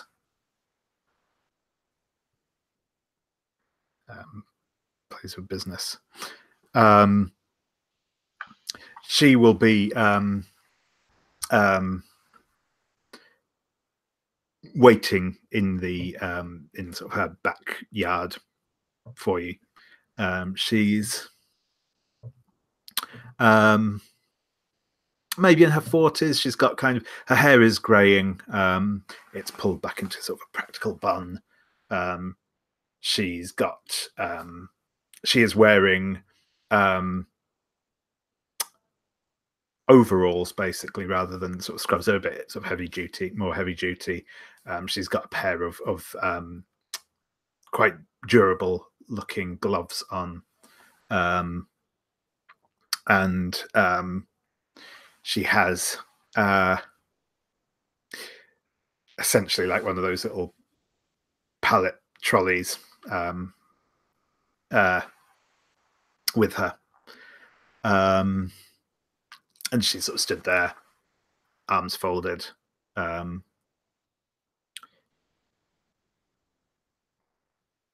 And as you sort of drive up, she will come out to meet you. Ash, it's been a little while, which I suppose is for the best. But and she'll look over at Colt. I don't think I know the little one. Jane Meadows, nice to meet you. Colt, I'm new. I gathered as much. So she sort of sensed the air and says,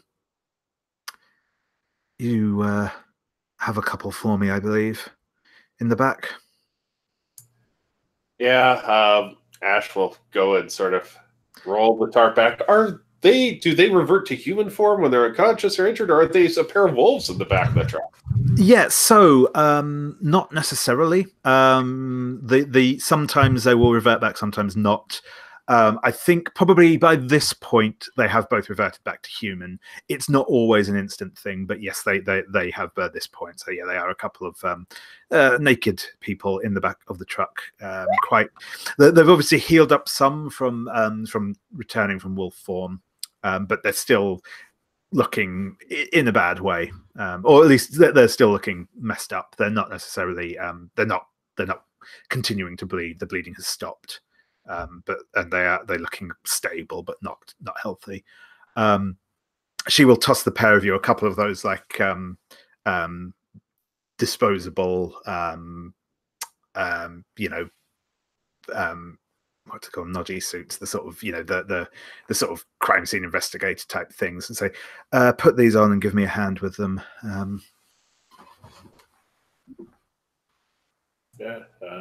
Ash will get suited up and be like, come on, Colt, here comes the not fun part after something like that. Colt helps carry them in. Yeah, she'll get them sort of loaded on the trolley and bring it back into the house. Well, into the back of the there's one of those big, like, it's a big garage basically, and as you enter the garage, there is I'll see there's actually a couple of like essentially sort of biomedical waste containers there, and some as you sort of come in, you know, she sort of leads you into a workshop where there's several, there's a bear, there's probably a wolf and a couple of stag heads, all in the process of being cleaned and taxidermied. There is kind of she'll get the two of them in. This it's sort of one of those, it's not like a medically sound room, but there is kind of a bit, the floor is sort of tiled with a big drain in the center of it, and she'll get the two of them out and start cleaning them up, and she's obviously already got like a sort of a medical bag type thing out. She's got some and she will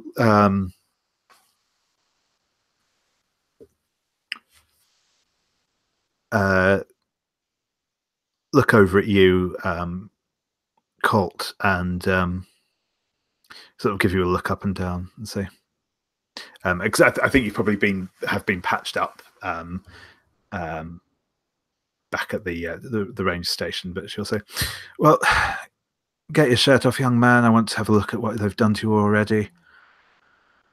These two can wait." I think I'm fine. They're worse off. I've been seeing two. come on, off with it.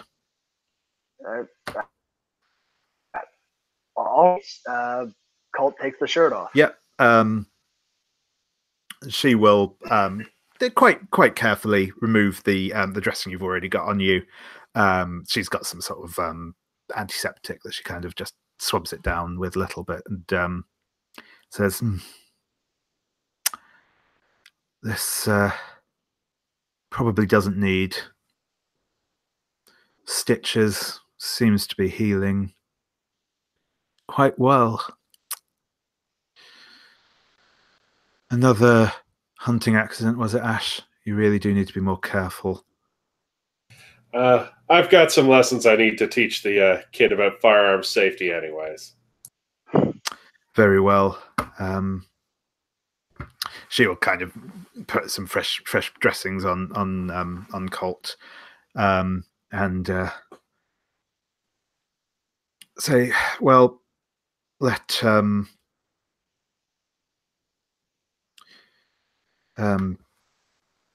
I'll charge the usual fee. Please try and have that for me by the end of the week." But and she'll sort of begin her sort of continue her examination of the other two. These two should both be fine given time. I'll take care of them.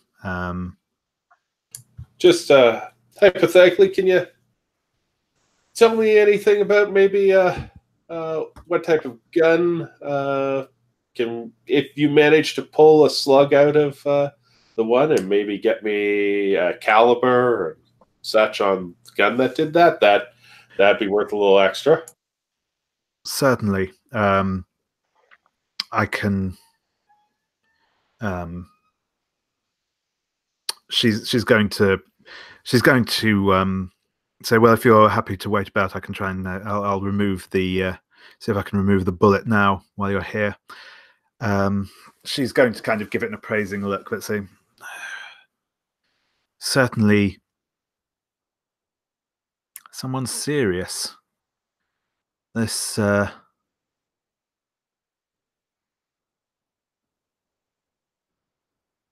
this wasn't a not a slip of the trigger with a shotgun by the looks of it, was it? This is something a bit more serious." And she'll kind of get a pair of forceps out and reach into the wound and carefully pull out the shell. She drops onto just onto the work surface. Well, I don't have the facility to tell you exactly the gun it was, but big. This is 50 cal. Don't see that very often. You certainly don't tend to pull it out of live people very often. Not a usual caliber for hunting big game, suffice to say. Not round here, certainly. I'd say it was military issue, except this bullet is not standard issue. This is handmade. So a real enthusiast on your hands, I'd say.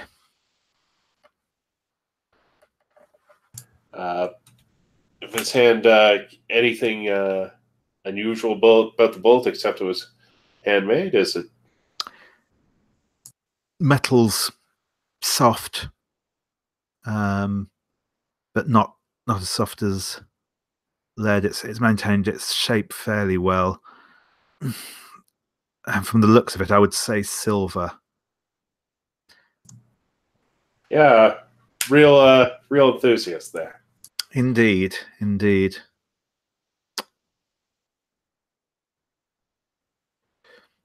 that's most strange. Well,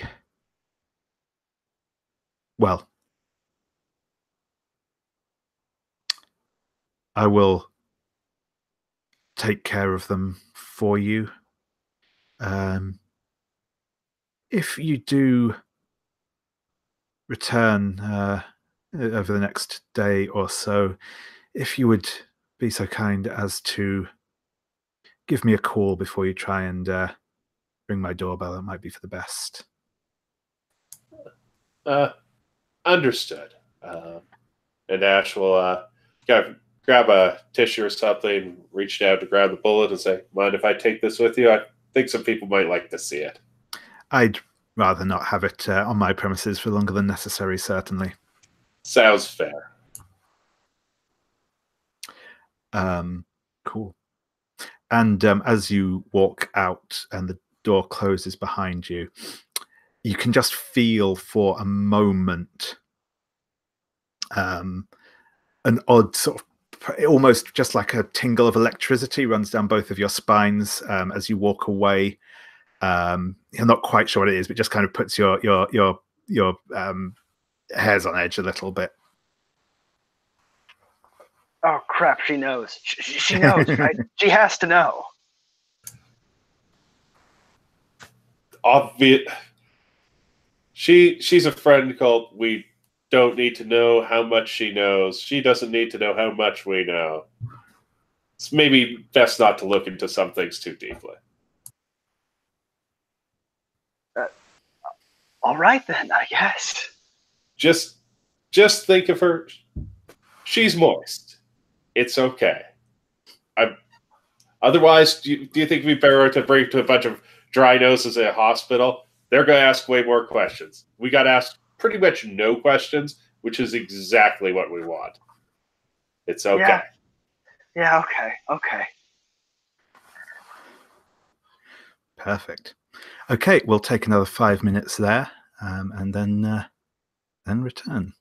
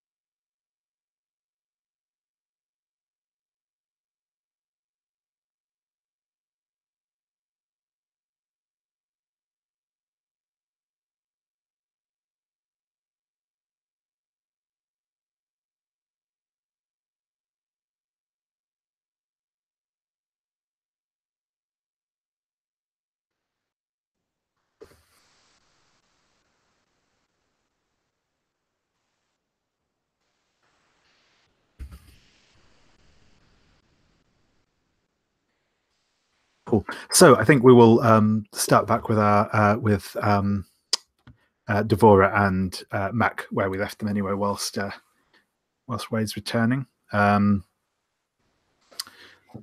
So I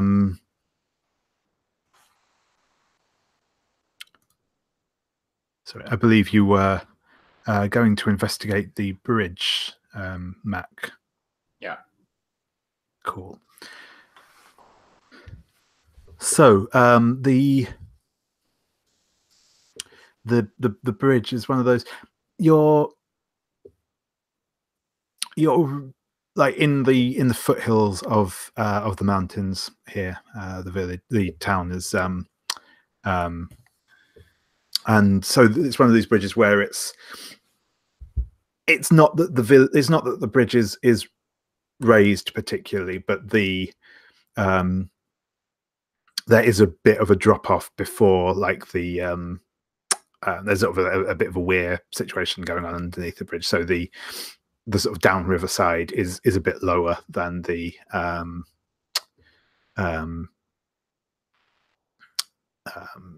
in the upriver side sort of thing. There's a sort of a little bit of a ravine, not like a deep one, but just a bit of a step, a bit of a slope down to the river. There's some sparse woodland around here, and there are some houses and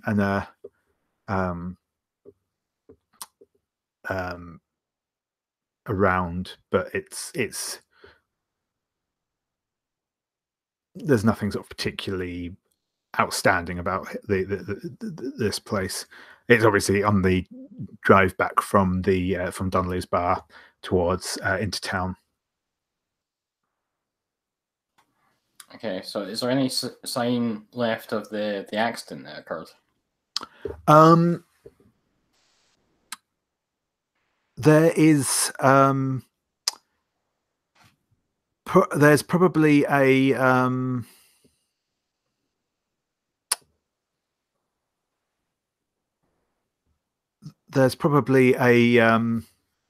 you'll notice that like a tree that kind of overhangs the edge of the river has a couple of branches broken off of it that have clearly been snapped off.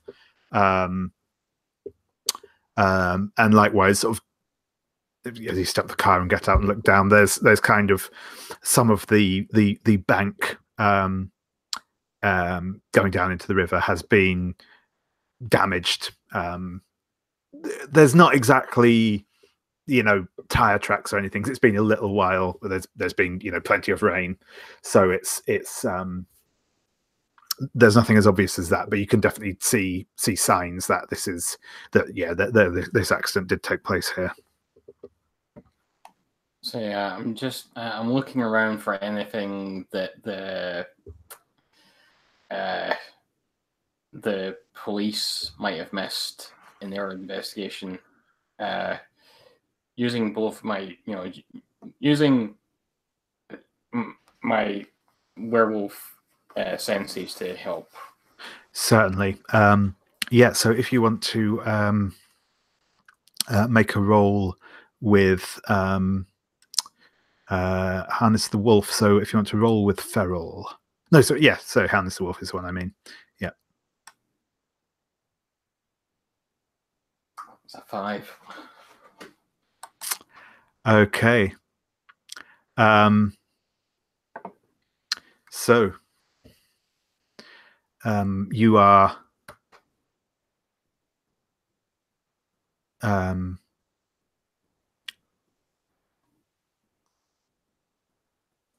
searching amongst the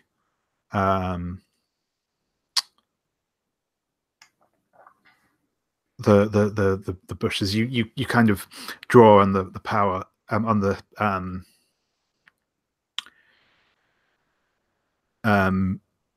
on sort of the wolf, and it's not quite the same as when you're actually in wolf form, but you get that kind of heightened sense of smell as you come through, and as you pick up on a familiar scent, and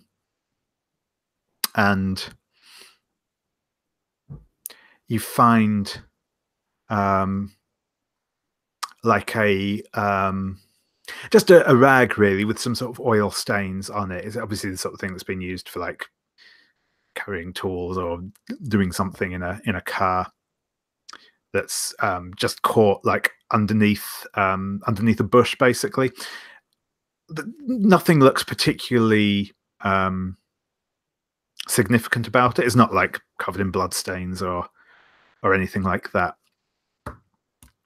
But as you pick it up, it smells intensely familiar, and you know without a shadow of a doubt that this belongs to Ash.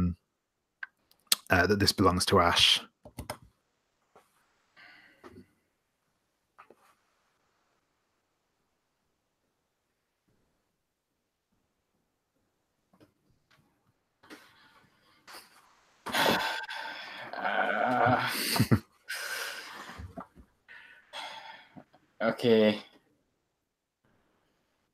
So I'm gonna tuck that in my pocket.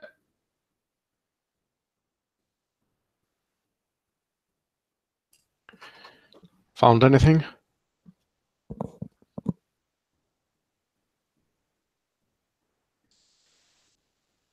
No, there's nothing here.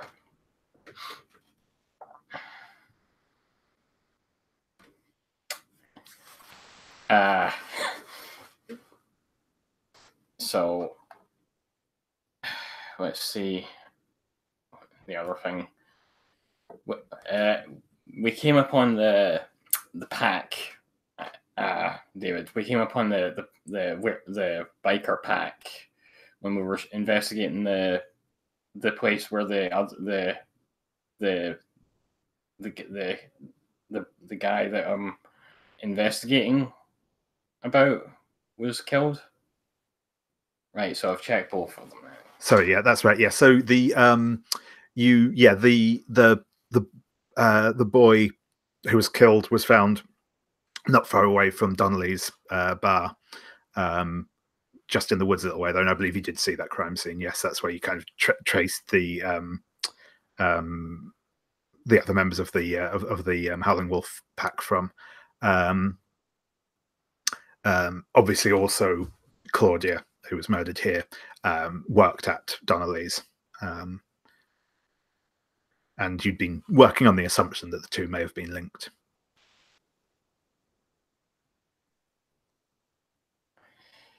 Or, I mean, I said had been working on the assumption. That was, yeah.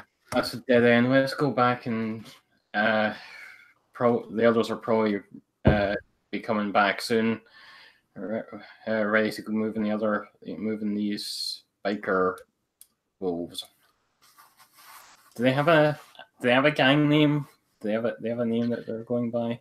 Yes, the Howling Wolf Motorcycle Club. Yeah, they are not subtle.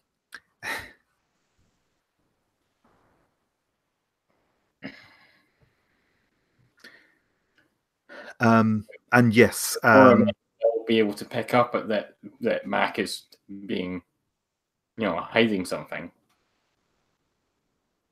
If they want to. Yeah, I was going to say that you probably, Devora probably gets a feeling. You have the kind of the werewolf senses. You can kind of get a bit of a sense when someone isn't being entirely honest. That's kind of why the spell move exists. It's because it's difficult for you to hide emotions from each other, so they tend to come out. So you probably do get the sense that Mac is being cagey, if not a specific reason for that. Yeah, and I have a suspicion about the specific reason of that. Yes. But I'm not saying or doing anything now apart from keeping a close eye so that he will not do anything reckless. I will just wait and intervene when I feel like I have to. Sure thing. Okay, so I think you will all be meeting back up again at the hunting lodge, as it's your kind of base of operations.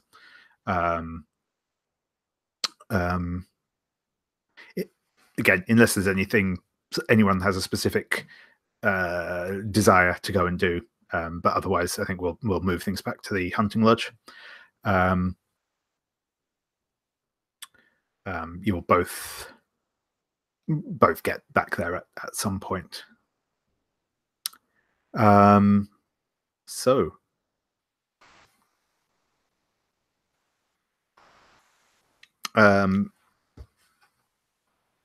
as you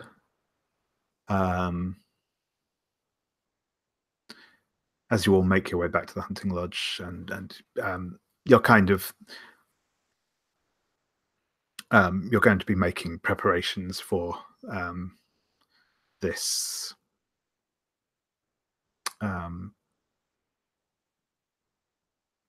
assault tonight, but I think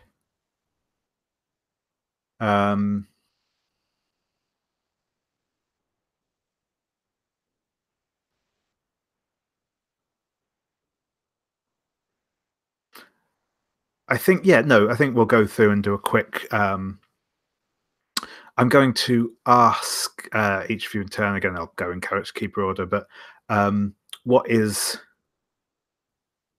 one thing that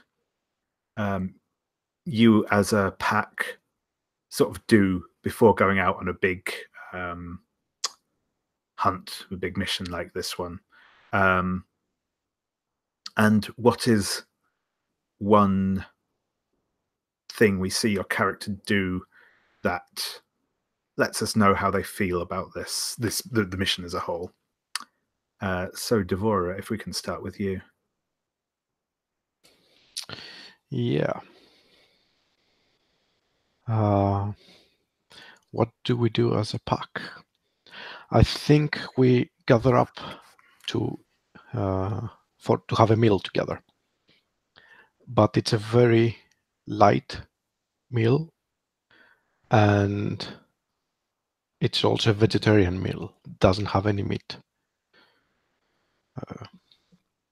Yeah, just to signify that we should be hungry for more. What do I do in preparation? Yeah. Or just how do we see sort of what you're feeling? What are you doing? Yeah, I think we're at the lodge now, right? And we each have a corner or a spot that we're usually sitting. And I have some of my stuff there on a small coffee table or something like that, which I always rearrange and tidy up a bit. Yeah. Cool. Brilliant. So Ash. I think one thing we do before going out on hunt or whatever is I think there's some physical rowdiness as we're hyping ourselves up to go up, especially amongst the younger packmates. There might be some wrestling in either human or wolf form, some roughhousing, and basically that working each other up type of a thing. Both is a physical way to get physically bonded with each other, but also to get the adrenaline going. Cool.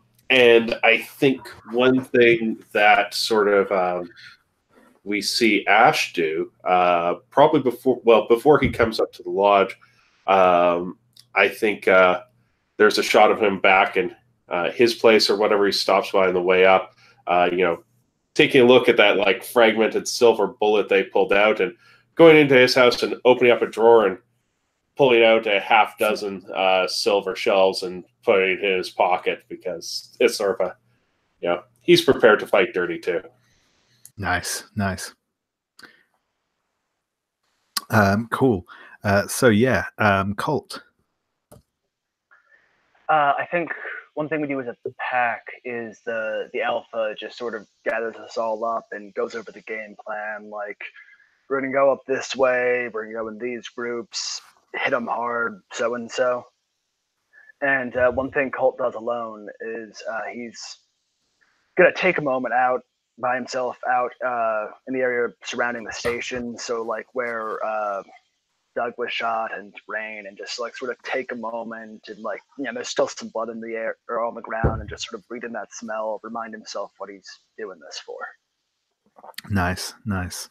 And Mac.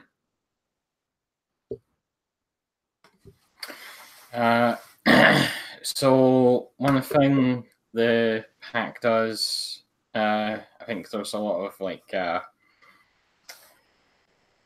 there's the physical workup that Ash mentioned, but there's also like the psychological, like making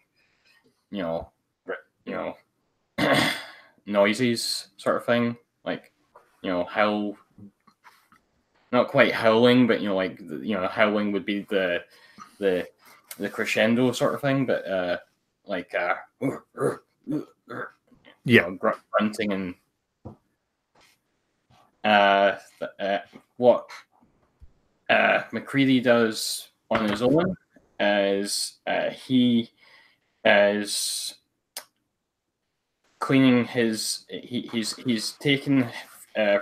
If you remember from the first scene we did, he left his sidearm in the box near the door. So he's taken that out and is just doing basic maintenance of it, and is also switching out his ammo to silver bullets. Nice. Okay. So, I think if you want to have any, if you want to have a moment with any of the other wolves during this kind of pre-mission moment, then we can go through that. And now I'll probably just go through and ask people if there's anything I want to do specifically, and then we'll sort of run this as I'll probably run this as a slightly more abstracted thing rather than doing a sort of blow by blow combat, because I'm aware that this is last week we have Devora with us, so we'll probably just try and get this one kind of wrapped up in a single scene sort of thing. But yes, that in mind, Devora, is there anyone that you want to share a scene with before we go on the mission? Yes, two, as a matter of fact. Cool. Mac and Ash. I guess as we're doing the wrestling and fighting to get the blood pumping, I form a group of 3. And as we are fighting, I imagine this scene like talking in between blows and wrestling and stuff. I spit out like, so I think we made some discoveries today with regards to Claudia, and I like say the name a bit softer, like not so loud. And I look at both of them.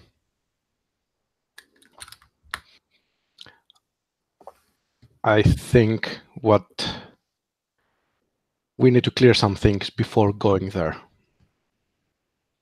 We need to go there as a pack. I don't think it's good to have doubts. I know I can't provoke spill on 2 at once, but anyway, I'm in fiction trying to get the conversation started. I think when you say you don't want to have any doubts, Ash is just going to pause and look Devora dead in the eye and say, I have no doubts about anything I've done. Just kind of just look at Devora, just say that and let.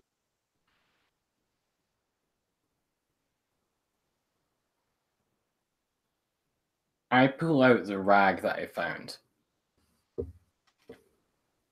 I basically thrust it at Ash He drops something.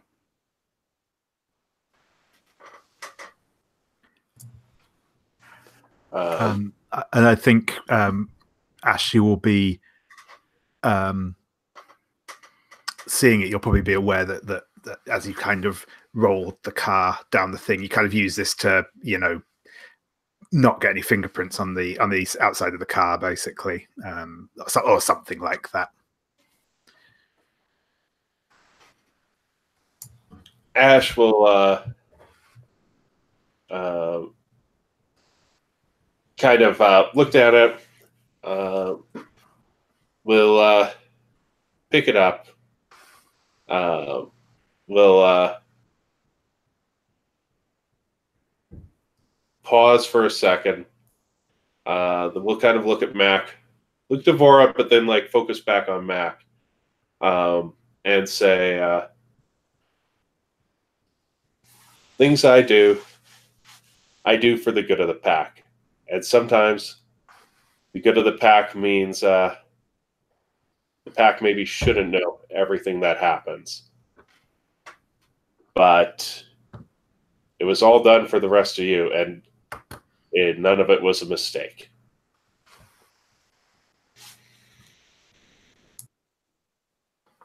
Nice.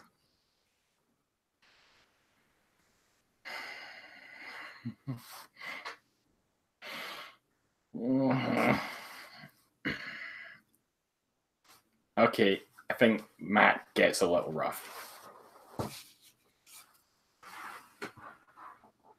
Like more so than would necessarily be required for this part of the. Sure. Do you think you're going as far as to trigger the mauling move here? This doesn't, because obviously if you're doing it just in human form, you're not necessarily using teeth and claws, so you're not going to necessarily cause deadly injury. I don't want to injure him. I just want to, like, it's just a sort of shove, sort of. Yeah, that's fine. That's fine. There's no need for move there in specific, I don't think. Again, unless you're trying to provoke spill by doing this. But if there's not a particular, if it is just you expressing your dissatisfaction, then there's no need for a move here, I don't think. Yeah, I'm expressing, I'm angry about, because to Mac, this is like this is a violation of one of the the things, one of the principles. In fact, in which case, this is probably you spilling to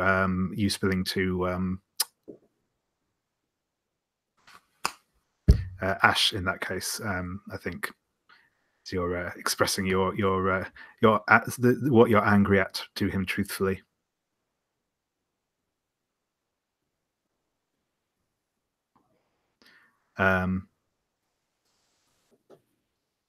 So yes, sorry. Yeah, you can.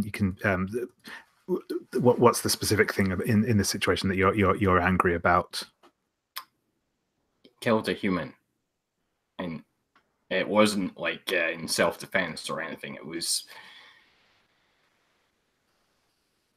I mean, there's some wiggle room there, but from Mac's perspective, that is hunting a human. Is Mac saying that, or is this just all being expressed through that shove and sort of the anger in him? Yeah, you can tell from like his body language, smells. You can smell emotion sort of off him. Like. Ash will kind of take the shove, see the anger, and will like instead of standing back, just sort of shoving back, we'll just like stare at Mac and say, "Listen, hard fucking shit needs to get done. Someone has to stay here and do it sometimes, and some of us don't get to just run away when shit gets tough." Well, maybe some of us actually thought that the rules meant something. Yeah, the rules mean something. And that's why we have to make damn sure we don't step over them. But I stayed on the right side of the line every single fucking time. I got damn fucking close. But I didn't step over the line. You keep telling yourself that. I walk away. I think, Ash has all this, sort of built up anger from interacting with Mac. And when Mac walks away, Ash will just turn and wield, put his fist through the nearest available object as opposed to putting it into Mac.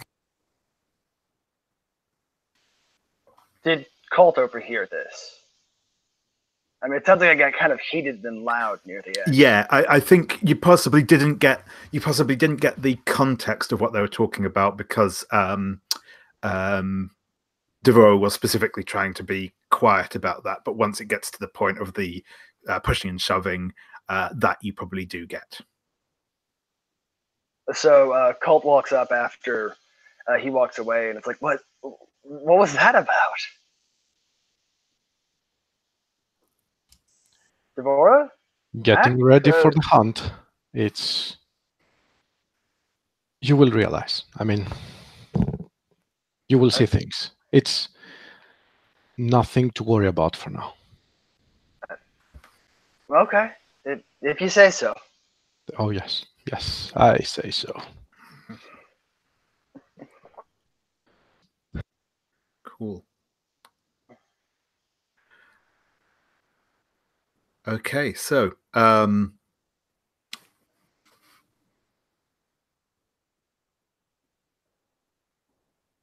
does anyone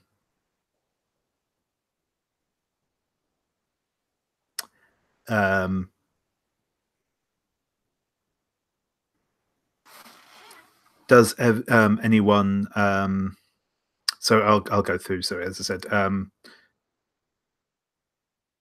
I think I'm good. I think sort of leaving with Ash putting his hand through a door or something like that is probably fine. I will ask though, for with Mac and Ash there, they weren't using a lot of words, but they're definitely expressing their emotions there. Was that a spill for us? It was definitely a spill. I think actually it was probably a spill for you as well. That seems fair. It was definitely one for Mac, but yeah, I think it was probably a spill for you as well. I have marked on the pack for Mac's one, but not for yours. So I've marked that up to 11. That's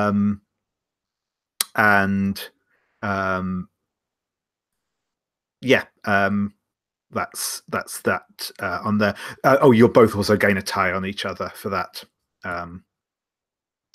Cool. I will also point out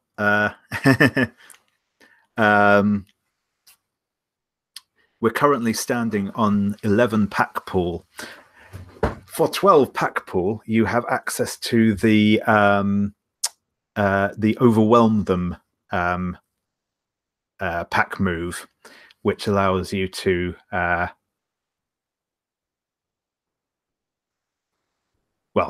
do as it says on the tin. So if if you can get your pack pool up to 12, that's a potential option you have for this mission. Colt, is there a scene that you want to have?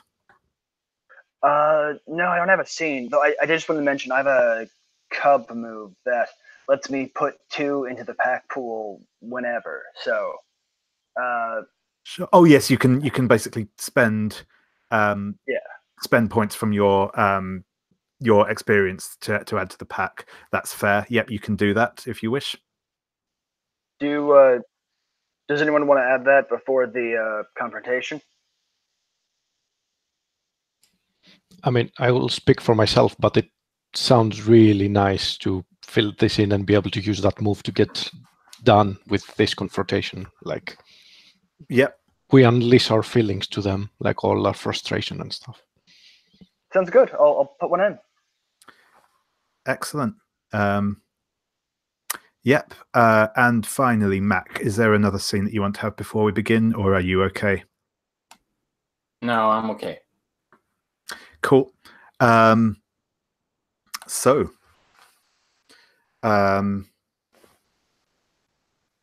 there, you are aware. You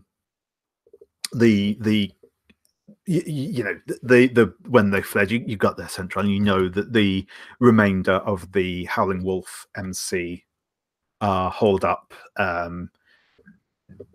in the back room of Donnelly's. When we say back room, it's a big.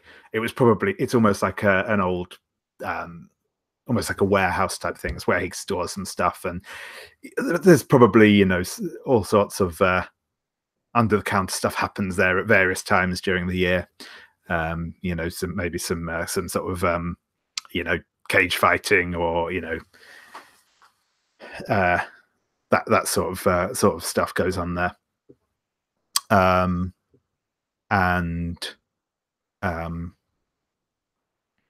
You can launch an assault on the place. So, as I say, if you're going to activate the Overwhelm the move, you pay 12 pull, which will clear your pull out to 0. But I will read out the text. Pack pull.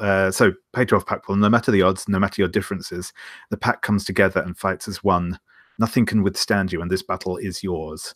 Everyone describes one awesome thing they did, and the packmate who chose to make this move describes the overall glorious victory.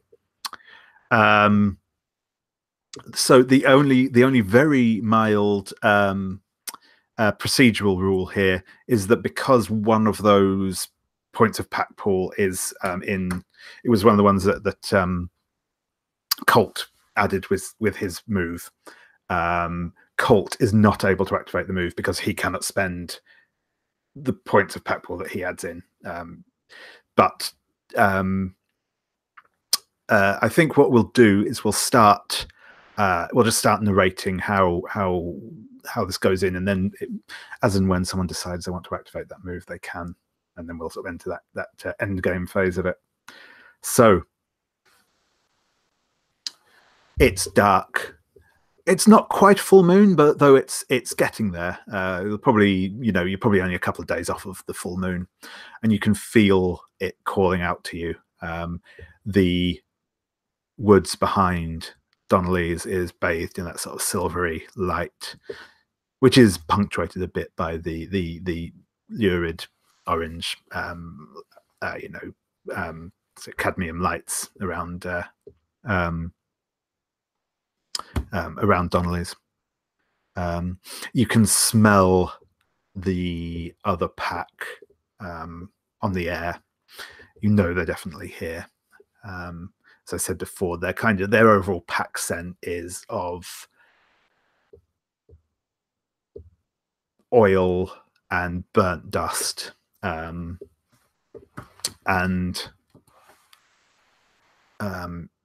as you approach, I said that scent grows stronger. There, Donnelly's is. It's funny, actually. It's not as busy as normal. There's fewer cars parked here than usual. It's almost like the regular patrons can kind of feel that tension in the air building.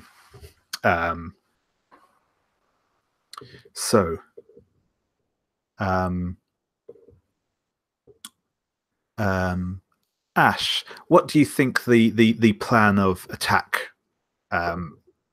is for this place?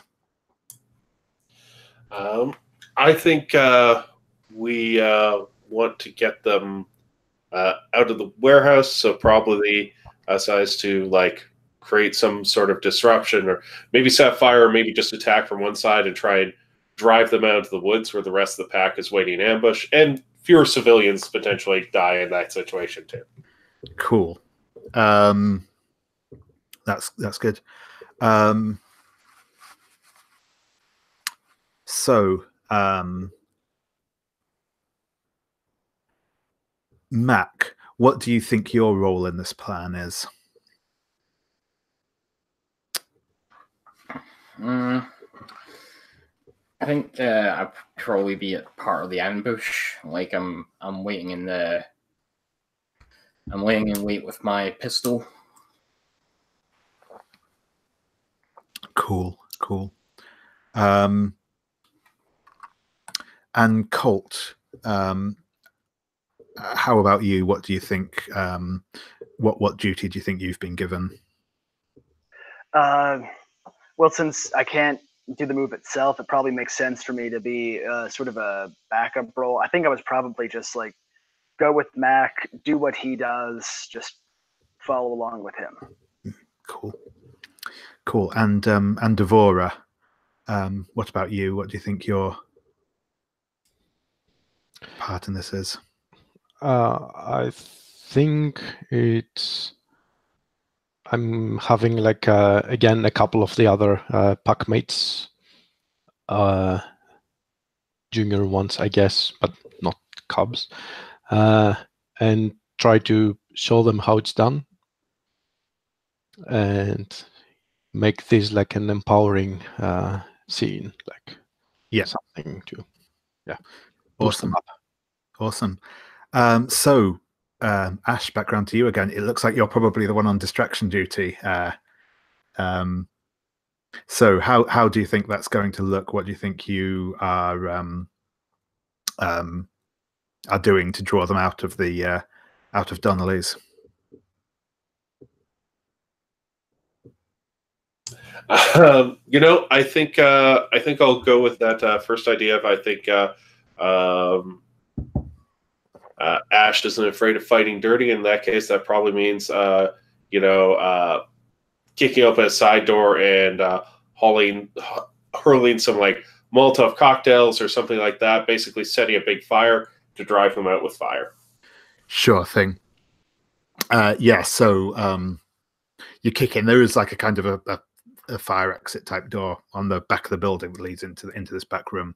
You kick that open.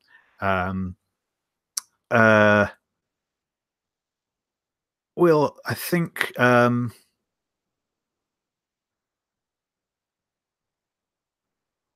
just wondering if that's... Yeah, I think I'll have you roll mauling for that because it is using physical violence. So if you can roll teeth, please.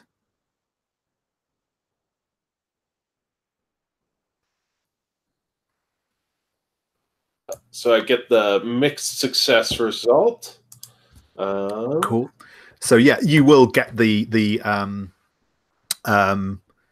you'll get the Molotov cocktail in. It will go off. It will catch, one of the Howling Wolves, and you get to choose one from the list. You either take one less harm, you deal +1 harm, you discern your opponent's next move, you knock someone out, you impress or intimidate someone, or you do not take -1 forward on your next give in to the wolf move. Since I'm trying to scare these guys out of the warehouse with fire, I think impress or intimidate makes the most sense. Yeah, that's cool. Yeah, that's the obvious choice. And yeah, you clearly get their attention, and you sort of throw the Molotov cocktail in such a way that, like, yeah, it's big and it's flashy, and I mean, it's not going to be good for the building, but it's probably not going to like actually spread and light the whole place up. And the Howling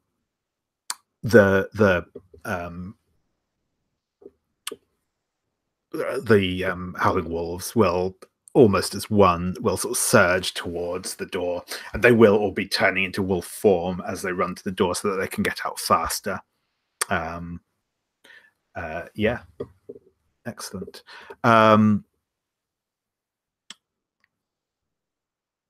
So yeah, they will come boiling out of the door. I presume you're running back to where the others are waiting in ambush.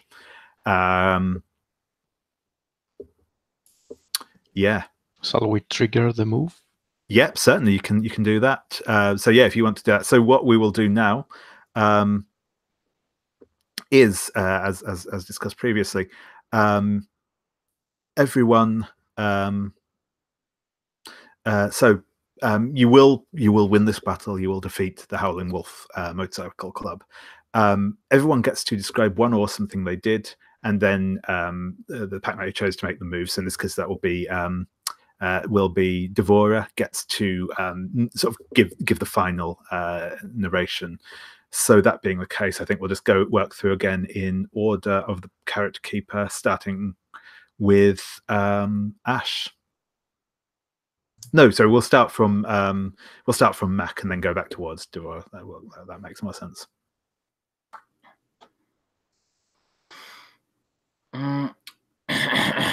So I think Mac will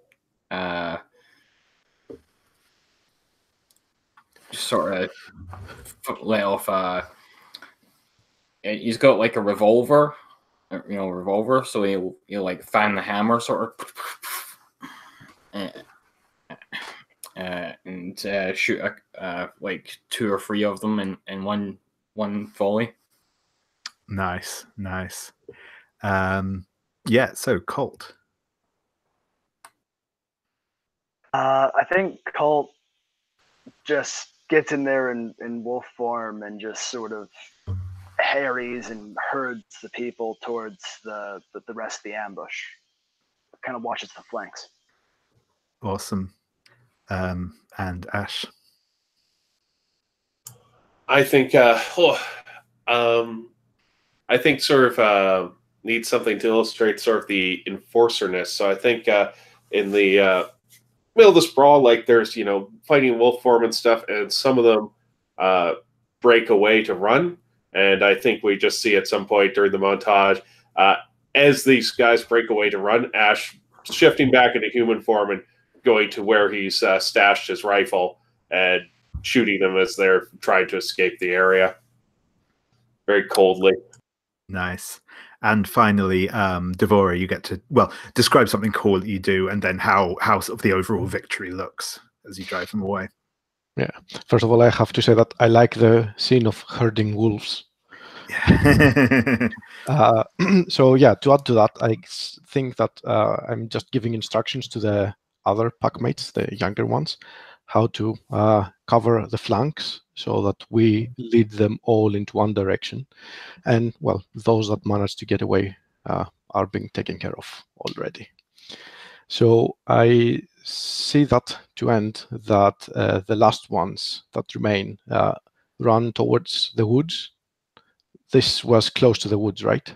Yeah, that's right. Yeah. Great. So they run towards the woods and they disappear into the trees. And Evelyn and some other packmates were there waiting, and we closed behind them. We disappear into the woods, and then stuff happens. We don't see what's going on. That's the end of the scene. Nice. Perfect. And that is where we will end the session as well, and we can look at the aftermath of this next time. Sorry, we won't have you with us, Devora, but it's been great fun playing with you. Excellent. So thank you very much. I will stop the broadcast. I will stop the broadcast now.